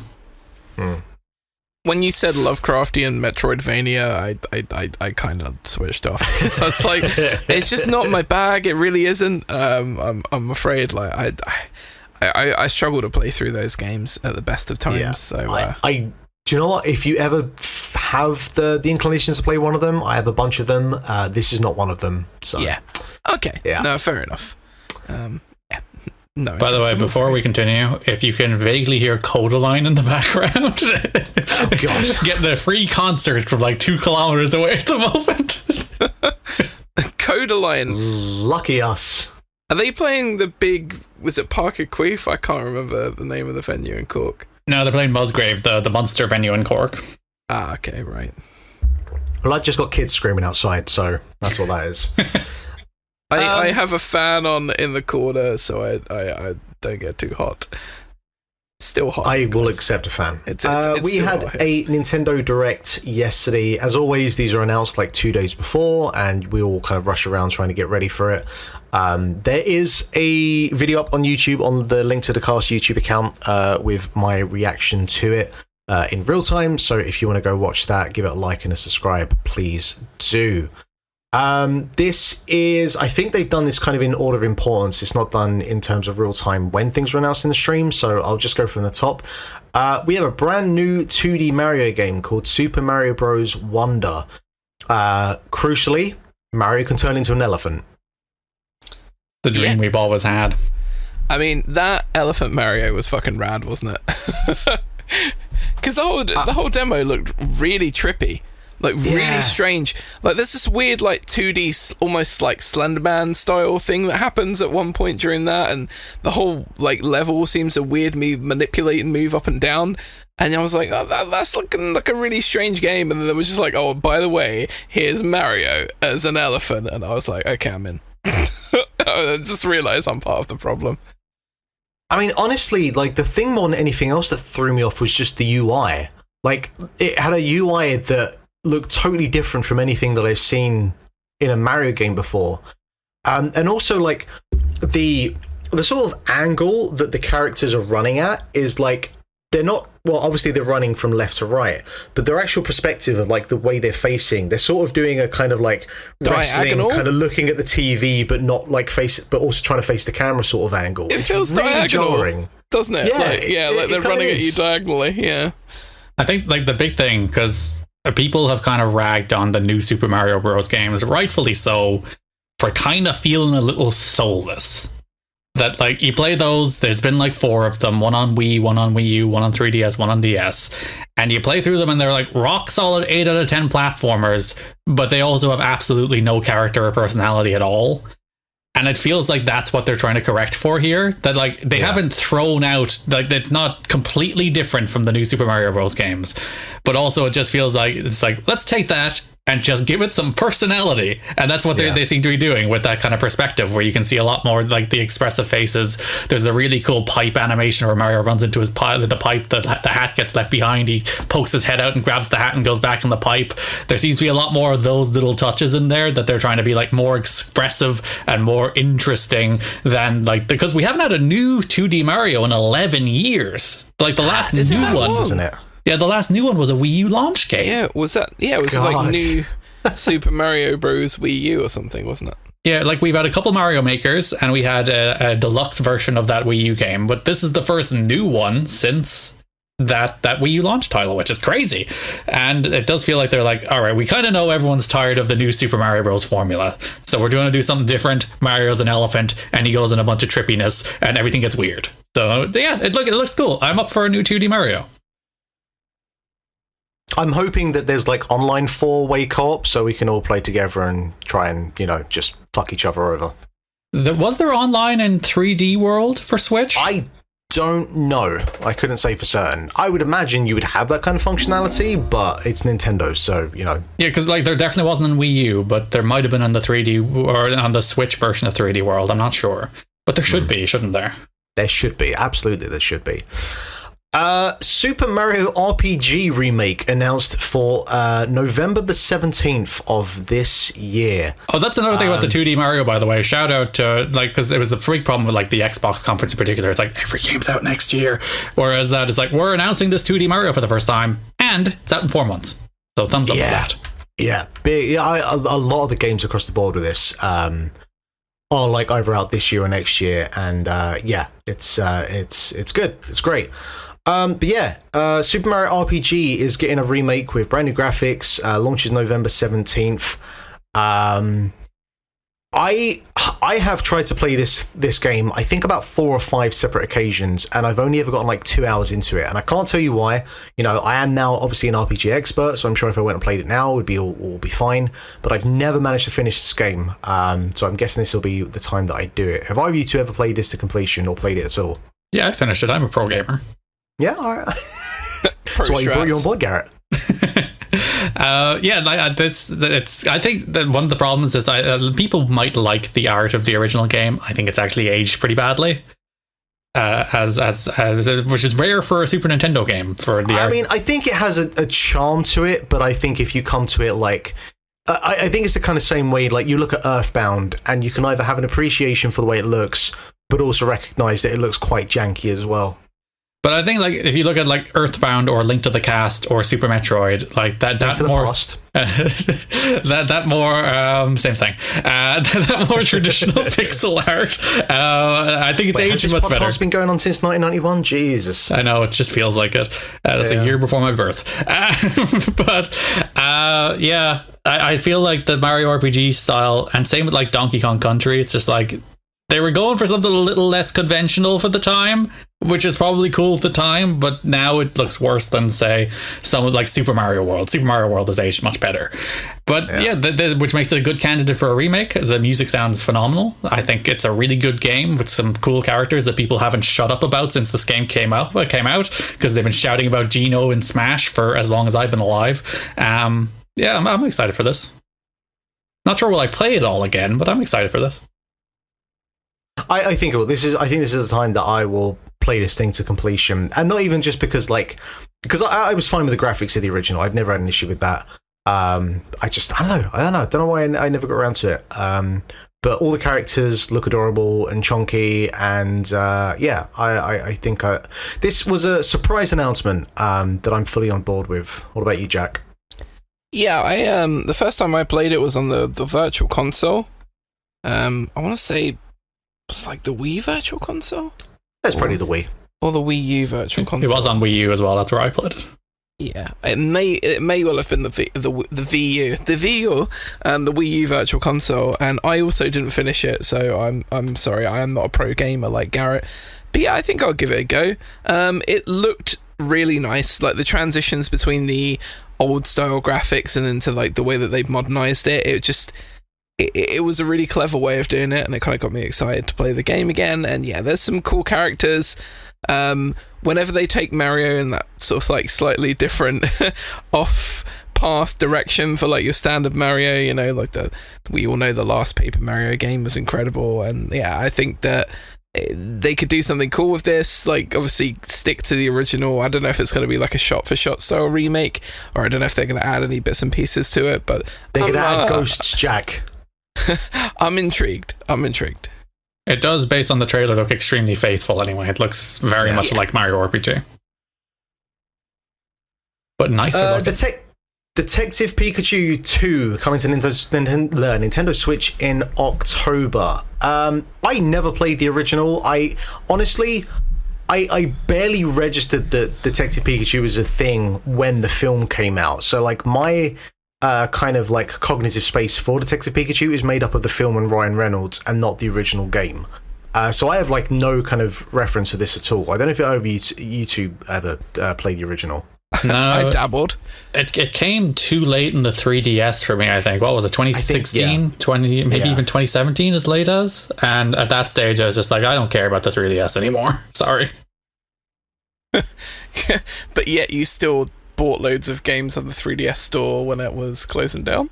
One of which I believe was Detective Pikachu. Because I never played it. I was watching it though, and I must admit, like Mark, I was thinking they could have gave Ryan Reynolds a bit of cash for him to do this, couldn't they? Like that would have been cool. It would have been cool. I feel like he would have done it as well. Because that guy. Look, it's what's he got to do at the moment? The season's out. Like, what's he standing around doing? Green Lantern 2? Come on now. He's like a gazillionaire at this point as well. Because he's like, sold his gin company and he's got his mobile company, which I'm sure he'll sell at some point. The smart thing to do is make a thing and then just sell it. Don't like stay on with it until it goes into the ground. Just build a thing until it gets to a sort of like peak or value and sell it. Anyway, Ryan Reynolds to one side. I am excited to play the new Detective Pikachu game because it looks fun. So yeah, there's just character. It just has an interesting character to it. So I mean, he drinks coffee and he can talk. He does. What more do you need? He does. It's like it's like Garfield and lasagna. It's Detective Pikachu and his coffee. You know, it's the same thing. Why isn't there a Detective Garfield game? That's the question. Detective Garfamon. Oh, no. God, You ruined it. Combining Detective Pikachu and Garfield into one game. To further vindicate myself, it came out in March 2018, the first one. Like a full year into the Switch. Shit. So that was the who gives a fuck about a 3DS game at this stage. Man. Well, that means surely, because when the hell did the film come out? Was that 2019? Yeah, a year later. Because I feel like surely like those two things had to have been in development at the same time at one point. So like, did they plan on doing the game and the film at the same time? I don't know. There was a Japanese exclusive shorter game in 2016. Yeah, I was going to say it was out in Japan before it was out over here. But it wasn't even the Detective Pikachu game in Japan at first. It was like a kind of smaller experience with Pikachu as a detective before they beefed it up into Detective Pikachu in 2018. I thought it came out earlier. I might go in. I have my 3DS, which is shall we say capable of finding any game. So I might go and have a look at this and I don't know, get myself kind of prepped up for this, I guess. I wonder if they got Bill Nye back as a voice of Mewtwo as well. I was listening to Mewtwo and it didn't sound like Bill Nye, unfortunately. It's so disappointing. Yeah. Things that aren't disappointing, Jack. The Metal Gear Solid Collection Volume 1 confirmed for Nintendo Switch. Was previously announced. Previously announced, but was confirmed today. It'll be heading to Switch on October 24th, 2023. This includes Metal Gear Solid, Solid 2, Solid 3, Metal Gear, and Metal Gear 2 Solid Snake, Snake's Revenge, a screenplay book containing in-game text of each title, and a master book detailing the story and characters. While you could make the sort of argument about the amount of like remasters and repackaging of older games, I will be honest, I think if you were looking for like a bundle of old games that you put together, this is about as strong an argument for it as you could make. Yeah, like if it's regular game price, that's really good value. You're getting, well, you're getting 5 games, but you're getting like 3 games that are really good, and then 2 like older school SNES games, which I guess they could have just put on the Virtual Console at some point. But this is a really solid package. He says, I'm really impressed by the fact that you're getting the first 3 entries in Metal Gear Solid version. Hopefully they're the up-resed HD versions that they brought out on the PS3 a few years ago. That would be really nice if they did that. I'd have to imagine surely it is just that version ported over. You would think so, right? Yeah. Yeah, the footage they showed of Metal Gear Solid 2 was widescreen anyway, so. Oh, okay, that's good then. Yep. Yeah, I did see, because it is available to pre-order, it is €60 on the Switch store, so I don't know if is that 50 quid? That'll be about £50 sterling, even though it'll probably be in reality like €53 for you, but you guys get rinsed over there. Yeah. But yeah, I'm making my way through Metal Gear Solid 2 at the moment. I might have that finished next week, maybe in the next 2 weeks. And while I'm not the biggest fan of that game, even I'm kind of looking at this bundle and thinking, maybe I could kind of cash out for it. But also at the same time, I do have the ability to play these games anyway. Like, I think I would be, he says, more intrigued about when that next volume that with MGS4 comes out, and then there's a real conversation I have to have with myself about if I want to actually buy and play that thing. Yeah, it was fun watching you struggle to beat Vamp the other night. Oh, that fucking... yeah. Twitch.tv/Sleeping Project. If it shows the live chat, you can just see me laying into Mark after each death, probably. I don't know if I was, but... It certainly does. We did. I was curious about if we'd get any Tears of the Kingdom announcements or information. We did, and it came in the form of amiibos. So, yeah. I love that segment. It's like, we see you've been enjoying The Legend of Zelda Tears of the Kingdom. Pause. Now we have some amiibo for you. Well, people had already found these amiibos, hadn't they? Like, somebody had already... Because, you can just, get the... an NFC tag for, whatever they are, £1 or something, and then just download the amiibo onto them, and that's essentially the same as having the amiibo. So people had already found these amiibos ahead of them announcing that they were releasing them, so I don't think anyone was particularly surprised. Garrett, have you got any amiibos? You seem like you might have some amiibos. I have 20 of them. Wow. Which is, I think, some reasonable restraint given how many of them there are. But yeah. I haven't bought an amiibo in a long while. When they were first out, they were a novelty. I never really bought them for the functionality. I never really cared about that. It's just that's a cool little Nintendo figure that's, $8 or $12 or however much they were at the start. And I was like, I'll buy a few of those, and then I'll buy a few more. And then people bought me a few as Christmas and birthday presents. And then I have 20 of them. Nice. Do you have any Zelda amiibos? I have a lot of Zelda. I have the Wolf Link. I have the Skyward Sword one. Did you scan them into Tears of the Kingdom to get all of the free stuff? You see, I didn't, because the thing that it did in the first game was a lot of the costumes you could get from the amiibo you couldn't get in the game. Yep. Whereas I think a lot of the costumes you can get from the amiibo you can get in the game in this one. Yeah, literally all of them, I think. So I was like, I don't really want to spoil the rewards of exploration for myself, so I didn't scan any for this one.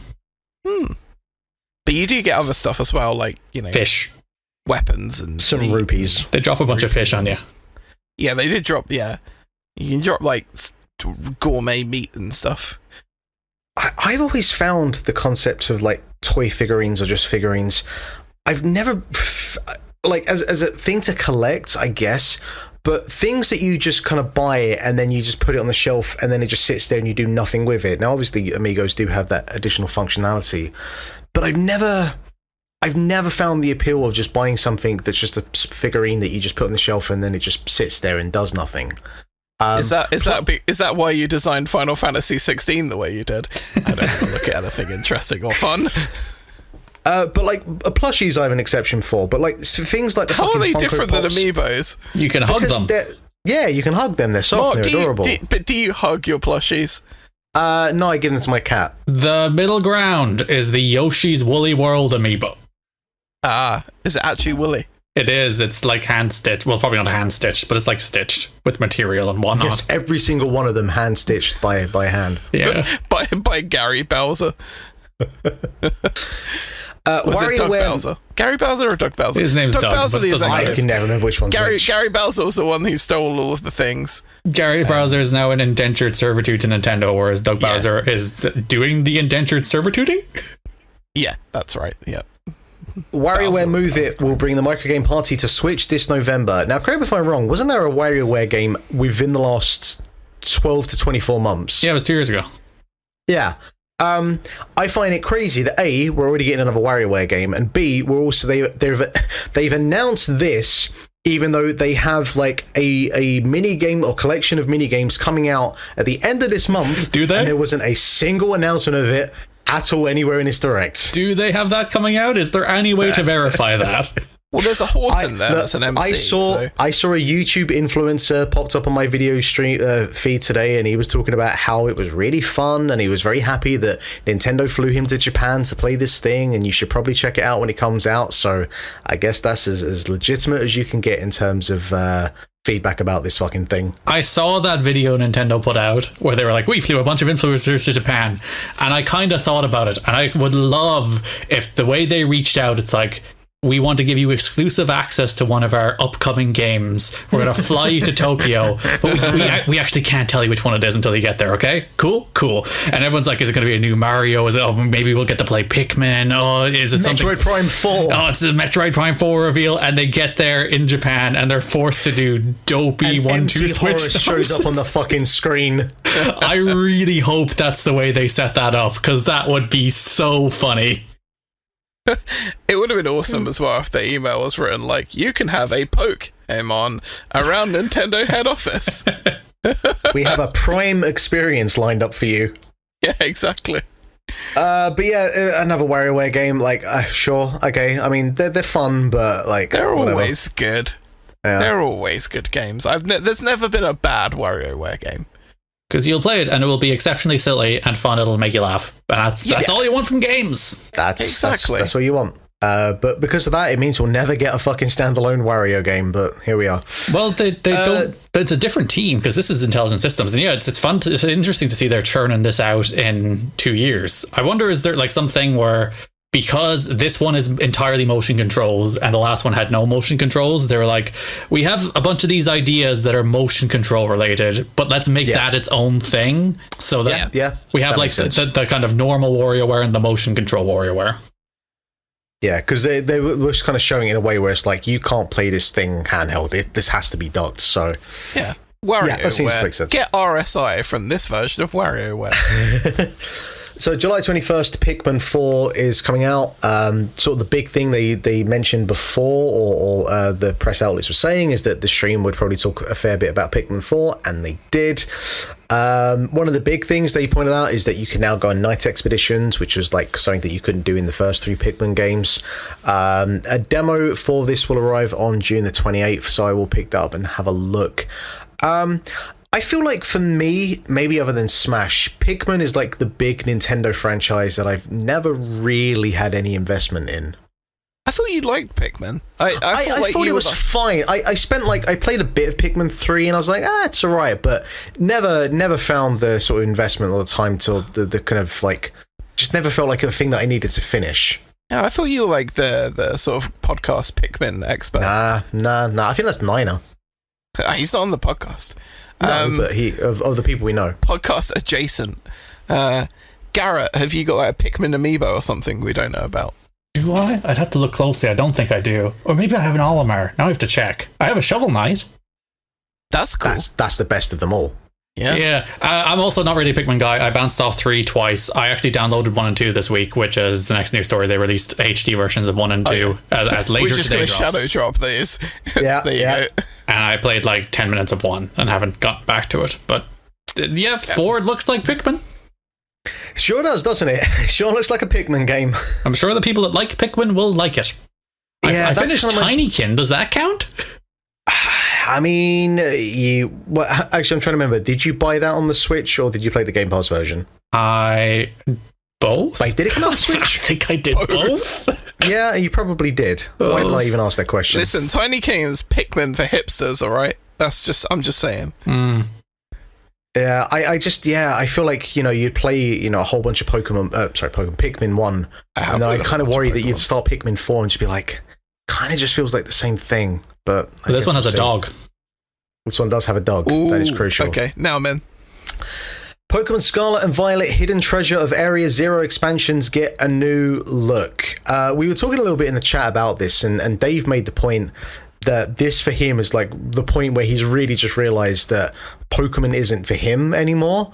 And like for me, I did get the DLC for the last one. I haven't even finished. I've already traded in Scarlet and I didn't finish it. So I kind of think I'm on the same. I mean, if they release a new Pokemon, I'll probably play it.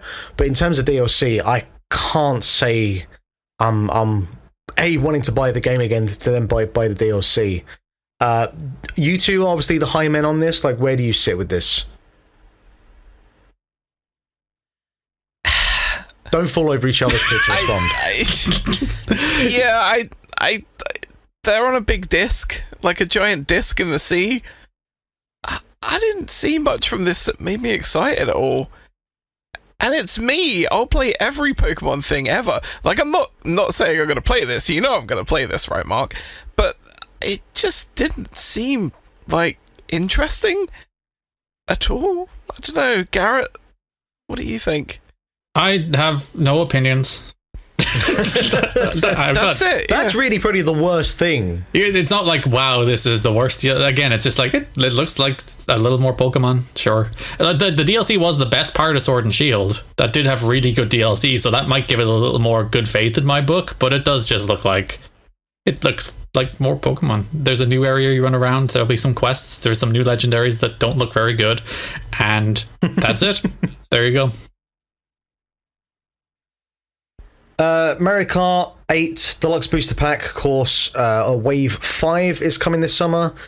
We've got one new course, this Squeaky Clean Spring, which kind of looks like a sort of Micro Machines style Honey I Shrunk the Kids kind of environment in a bathroom. That looks very cool. Didn't give any announcements about any of the other courses. I wonder if they'll drip feed that over time or whatnot. Well, usually actually the someone at some point manages to fucking hack into some folder and leak all of that. But no information on any of the other courses. But crucially, we've got P.E. Piranha, Wiggler, and Kamek joining. So, I'll be there day one to get myself some of this. I do appreciate it. They're really going above and beyond with this stuff, where they're like, they said at the start, you will get X number of courses, and all of them will be remakes of old courses.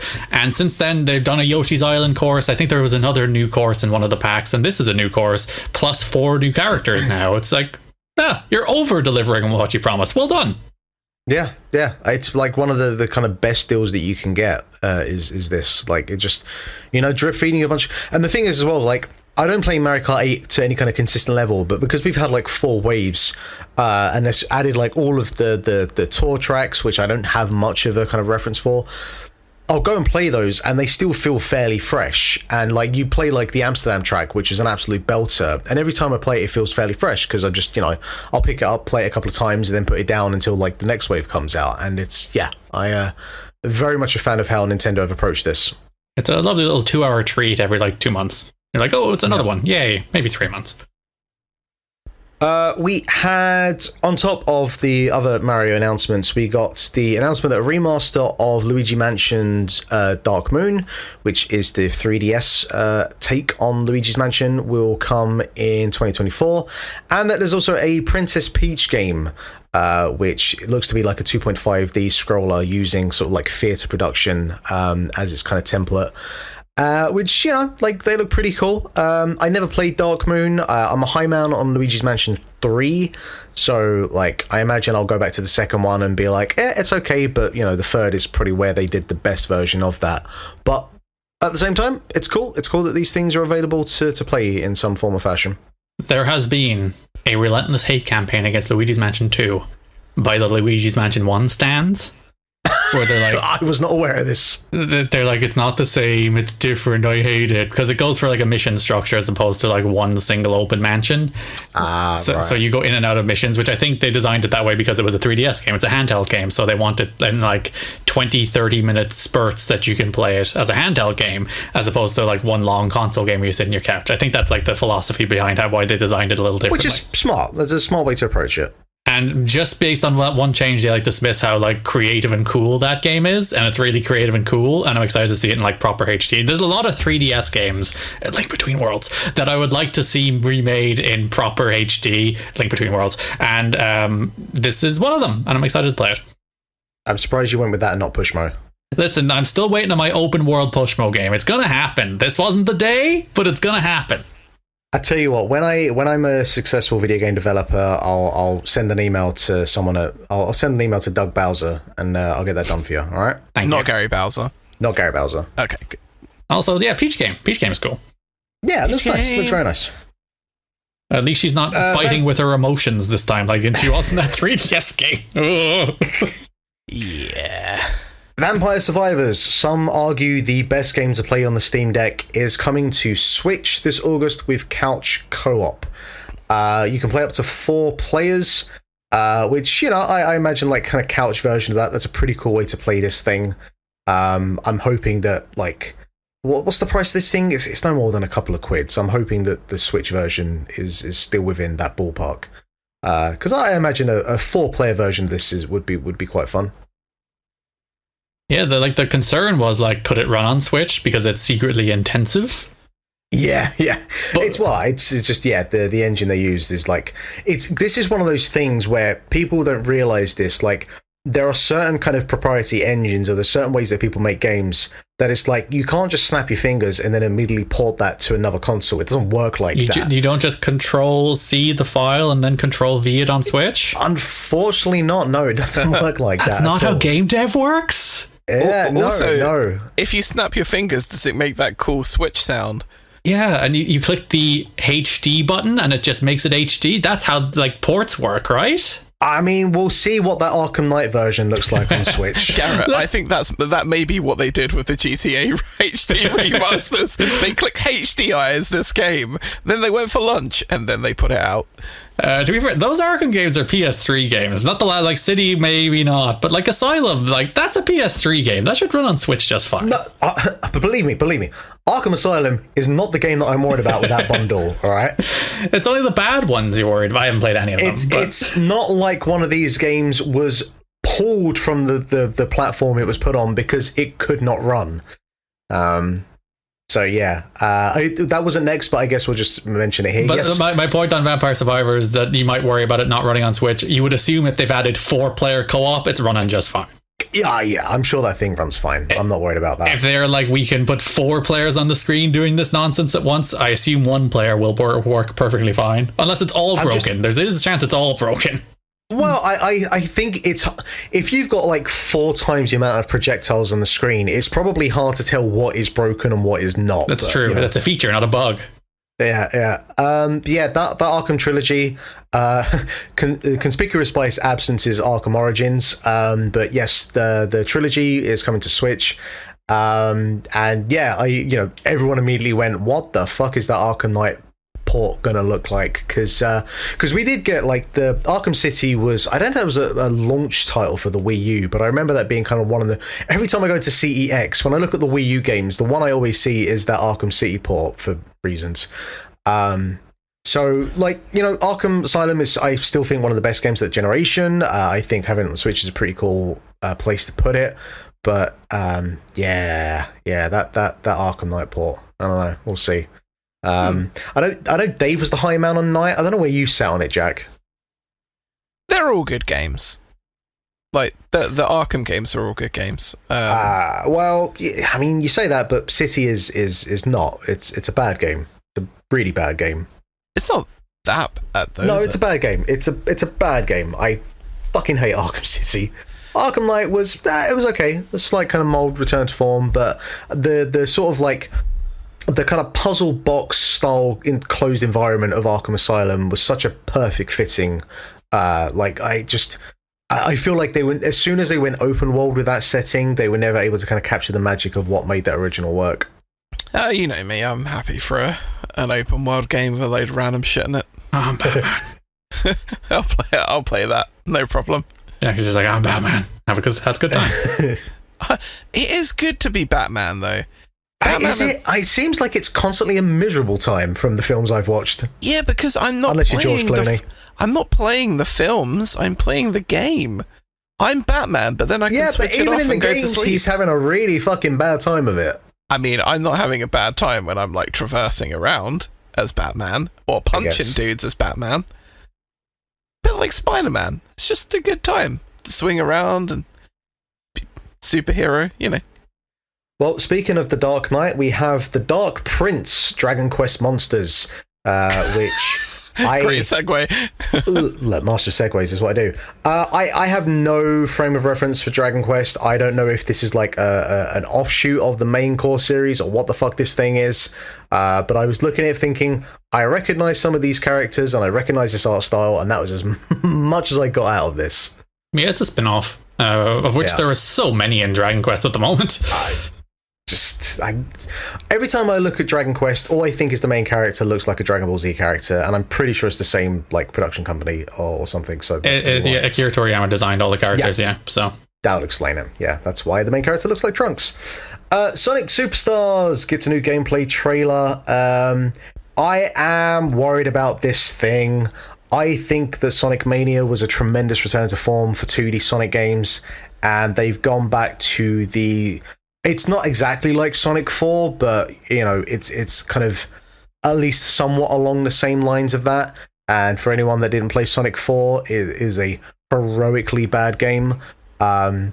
This has added 4-player co-op, kind of a la like the new Super Mario Bros. Games, which I guess could be quite interesting to see, like how that plays out and how kind of chaotic that is.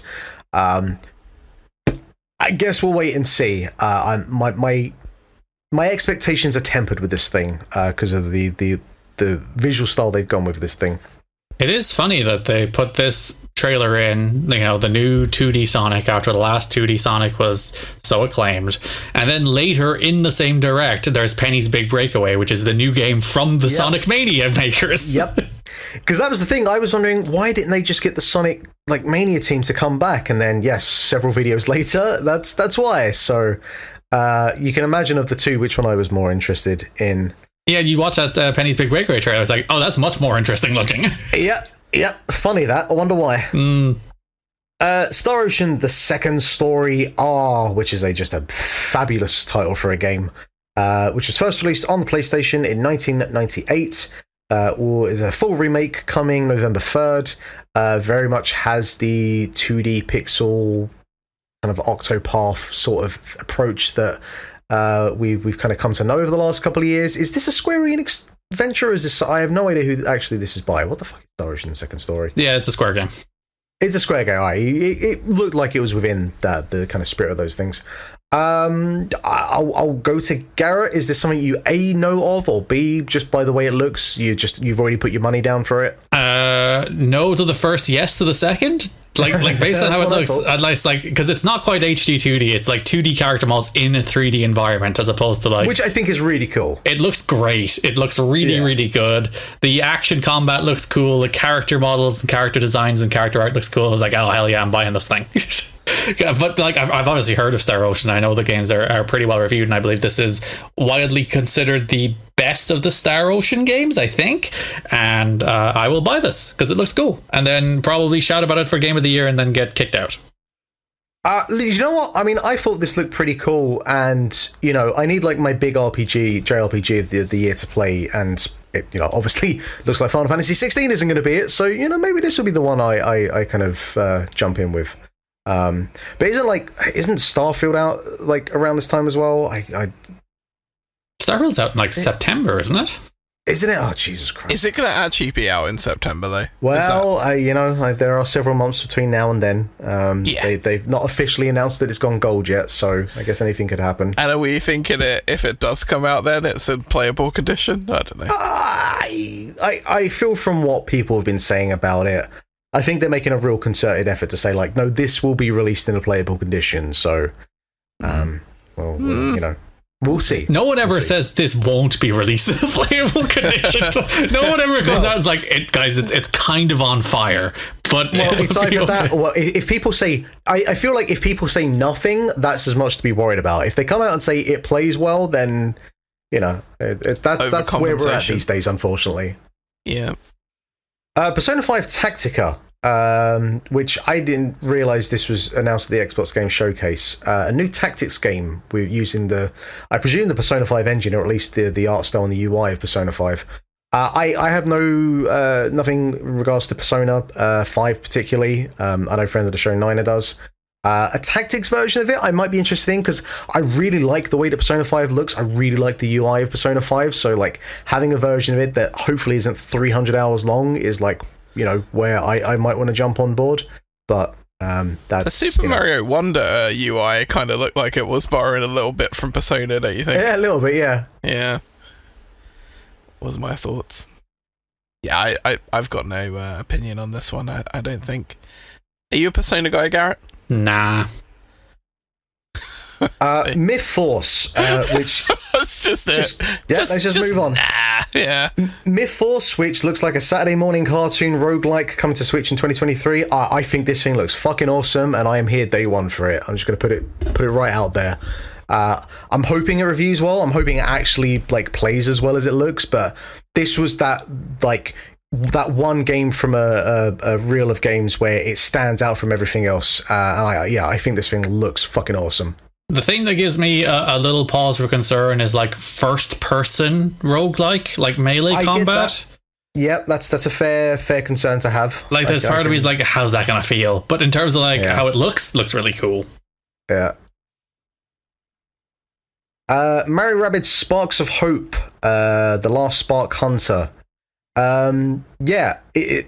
So I think, Garrett, was you the only one of the four of us that actually played that last Rabbids game, I think? Yeah, I got like 2/3 through it. I never got around to finishing it. But it's a good game.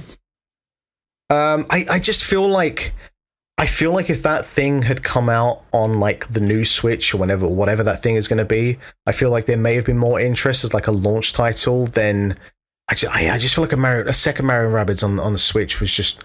No one was really asking for it. And I know you spoke highly of it, but... I just feel like if it had been like a launch title for a new console, that it may have had a bit more interest. Yeah.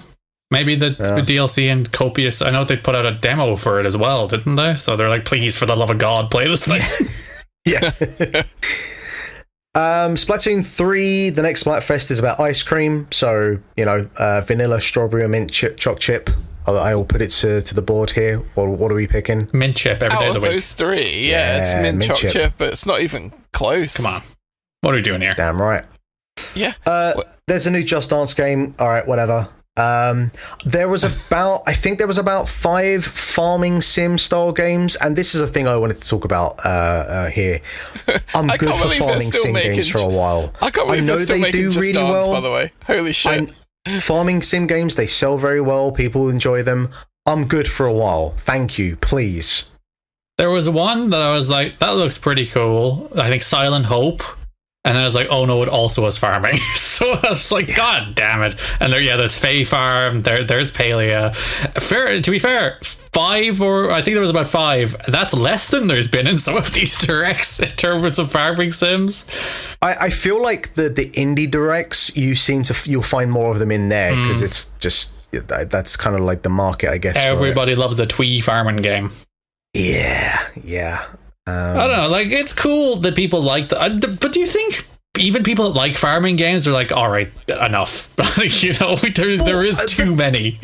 But that's the thing, though. It's like, yeah, you might like this genre, but where the fuck are you finding time to sink, 100 hours into each of these things? Like, there's still stuff in Stardew Valley I haven't done, right? So that's kind of my bigger concern. Like, if you was to say, all right, we've got like a farming sim style game and it's like a 20-hour campaign. All right, sure, grand, fine, yeah, whatever. But like, these things tend to go on for a while. Moving on, as mentioned, Penny's Big Breakaway, which is made up of the Sonic Mania team. Bright, new, colourful looking 3D platformer. I think this thing looks fabulous. It's just got a lot of colour, a lot of vibrancy to it. As the platforming prodigy, I will be here day one to give the expert analysis that you so crave. So this thing doesn't have a release date yet. It does say wishlist now, so I'm guessing it's a Switch and there'll be a PC version of it. But it is coming to Switch as well. So there is that. When you think about how those developers managed to make Sonic, an inherently bad game, somewhat tolerable, think about the kind of game they'll make when they don't have to be tethered to Sonic anymore. Yeah, I know, right? Yeah, I'm really looking forward to that. As mentioned, there are a bunch of farming things, whatever. Headbangers Rhythm Royale is a new rhythm-based battle royale that has pigeons or birds or just... all right, yeah, okay. I mean... It's a rhythm action game, so I guess, Garrett, you here day one? No, but also, like, they're going for Fall Guys, I guess, is probably 100%. The thing they're trying to play on, to be like a silly, mean game that turns into like a long-term games of service. And it will be switched off within 6 to 18 months, like all of these other games of service games. Yeah. I know, like, it's not surprising that there are a bunch of those kind of Fall Guys clones and whatnot, but it is kind of like you can only really do that once, and I'm not sure that, like, rhythm-based action games is a good setting for a battle royale. I'm not sure about this one. I get, like, if you're trying to do, like, a WarioWare battle royale, like, if that's kind of like what they're going for here, I think there might be something there, but if it's just like press A to the beat, then you're like, oh, well, no. Yeah. Yeah, and then there's a couple of things, but I'm kind of burnt out now, and the rest isn't that important. So that was your Nintendo Direct. Overall, how I'd seen some people kind of saying, "Oh, there wasn't really that much there." I thought that was a fairly packed Direct. There's plenty there to sink our teeth into. Yeah, I think Nintendo have had like a surprisingly deep year, where it's like a Fire Emblem, Metroid Prime Remake, a Kirby game, that's a Bayonetta 2D game, which is apparently very good and I still haven't touched. Advance Wars, Zelda, Pikmin 4, Detective Pikachu, Mario Wonder, WarioWare Move It, and Mario RPG. Like, that's 11 games. Their production pipeline is insane, is basically what I'm saying. Yeah. That, even in what I think most people would be like, all they have this year is Zelda, and then you actually look at it, it's like, no, they're still releasing like a decent sized game every single month. And you're like, how do they do that? Like, when you look at the struggles both Xbox and Sony are having at the moment to put anything out, and Nintendo are just like, game a month, churn it out. Here you go. Here's your Mario RPG. Here's your new Mario game. Here's your new Zelda game. Here's your new Fire Emblem game. It's crazy. I don't know how they do it. Look, not to kind of harp on this, and we've spoken about it before to some degree, but I wonder if that AAA production cycle is just... like Nintendo have always gone left when the industry has been constantly going right for a while now. And, it does kind of play into Nintendo's hands that obviously they still have tremendous production values, but like the sorts of games they're making. And yes, you can sort of point to the Pokemons of the world. And there are even times in Tears of the Kingdom where the game gets a bit choppy and whatnot. But as I've always said, I will take good art direction over high fidelity. And I think it shows. I think it shows in just, the amount of Nintendo games that have been out this year and that are of a solid quality as well. Yeah, but then they make smaller games, I think, is the big thing. And that as well. Like, I don't really have an objection to remakes anymore. People get really mad at them. But when you realize it's like, it now takes 7 years to make the big game, I'm fine with just making a remake in between, because God knows we won't have anything to play otherwise, and all these studios will go broke making the 7-year games if they can't churn out like an 18-month, 2-year remake cycle. But yeah, it's a pretty good year. And then there's also Everybody Want to Switch. That's also there too. That game's out next week. That game's out on the 30th of June. Yep. Oh my God. Yeah, I'm actually excited. I might buy it now just to see how bad it is. I'm just excited to see how that thing reviews. Nintendo have disowned it on a level. Like, it was so funny. Like, they announced the Nintendo Direct, then a few hours later they put out an Everybody Want to Switch trailer, and then did not mention Everybody Want to Switch whatsoever in the Nintendo Direct. Which I actually think weird behavior. It's actually quite smart. It's the kind of thing like Ubisoft would step on the rake of, where like, our big presentation, 3 minutes of it is devoted to this crappy game. Whereas like Nintendo are like, we know it's crappy, so we're gonna put it over here and we won't annoy you with it. We'll just keep it over there by itself, pretending it's not actually there. They must have spent a packet on it though, surely. I doubt it. I don't really doubt it. There was that rumor, like, before this game came out, there was a rumor like 18 months ago that they were making a sequel to 1-2 Switch, and it was shit. And everyone knew it was shit, and nobody knew how to make it fun. And then everybody kind of assumed it just got cancelled after that. And then they announced it, and it's like, that's the game that is famously bad that Nintendo didn't know how to make fun, and they're now putting out. And it's a budget title. I think it is like 20 to 30 quid, which, thank God. If they charged 60 quid for that thing, you would have to be like, that is a war crime, Nintendo. But it's also kind of wild as well, because you just pointed out there that Nintendo are having a fairly, like, I could possibly understand if we're in June now, and say there'd been like maybe 3 or 4 big Nintendo games this year, and there was this big gap over the summer post Tears of the Kingdom where there was just nothing coming till the fall. And you could maybe make the case as like, at least there is something out, however, regardless of how bad it is. But as the point is just made, like, this is probably like the most packed year Nintendo have had in a fair few years now. So it's like even more so. It's like, why the fuck are you doing this? But again, Nintendo will Nintendo, and God bless them for it, and all the positives and negatives that come with that. What if it's amazing? Yeah, game of the year. Wouldn't it be so funny if it was amazing? It's just like, that's the marketing for it though, Garrett. So like, we're just not going to talk about it. Gonna like word of mouth build on this thing. But like, that would be so good if it's like, actually guys, it's phenomenal. That would be the best. I mean, like, it's not exactly like the source material that it has to work with was exactly that fucking exciting to begin with. So I don't know. Like, I doubt it, Garrett. I'm just going to put it like that. I'm skeptical. No, I want to believe Garrett's version of reality here. But it would be so good if this game was good. It would be so good if everyone's like, guys, this game is incredible. They've somehow turned 1-2 Switch into a masterpiece. I don't know why they said it, why they didn't market this thing. All the 1-2 Switch stands out there will be really excited about it, at least. So. Maybe, what if it comes out and it's actually secretly like Frog Fractions free or something, and it's just Metroid 4. Metroid Prime 4. Yes, this game, the closest thing it's to Metroid Prime 4 is that we'll get 4 as its review score across the board. Yep. Nailed it. Gentlemen, do you remember a game that came out last year called Chocobo GP? A famous candidate for biggest disappointment 2022? Yeah. Indeed. Do you remember that game came out at, I can't remember if it was 60 quid, but it's full retail. Came out close to full retail, yeah. And also decided to bolt on a full-on fucking in-your-face free-to-play monetary system that was just shocking. It takes a lot to shock me in video games, but I was shocked by how predatory that whole approach was. In a bad game as well. Like, it's not like they can't have done well from it at all, because after a little while, who the fuck would have wanted to play that? It was so slow and dull. Certainly considering, the aforementioned updates with Mario Kart 8 as well. But yeah, Square Enix has quietly updated Chocobo GP as a complete package. Back in December, the company announced an end to large-scale updates for the game 9 months after its release.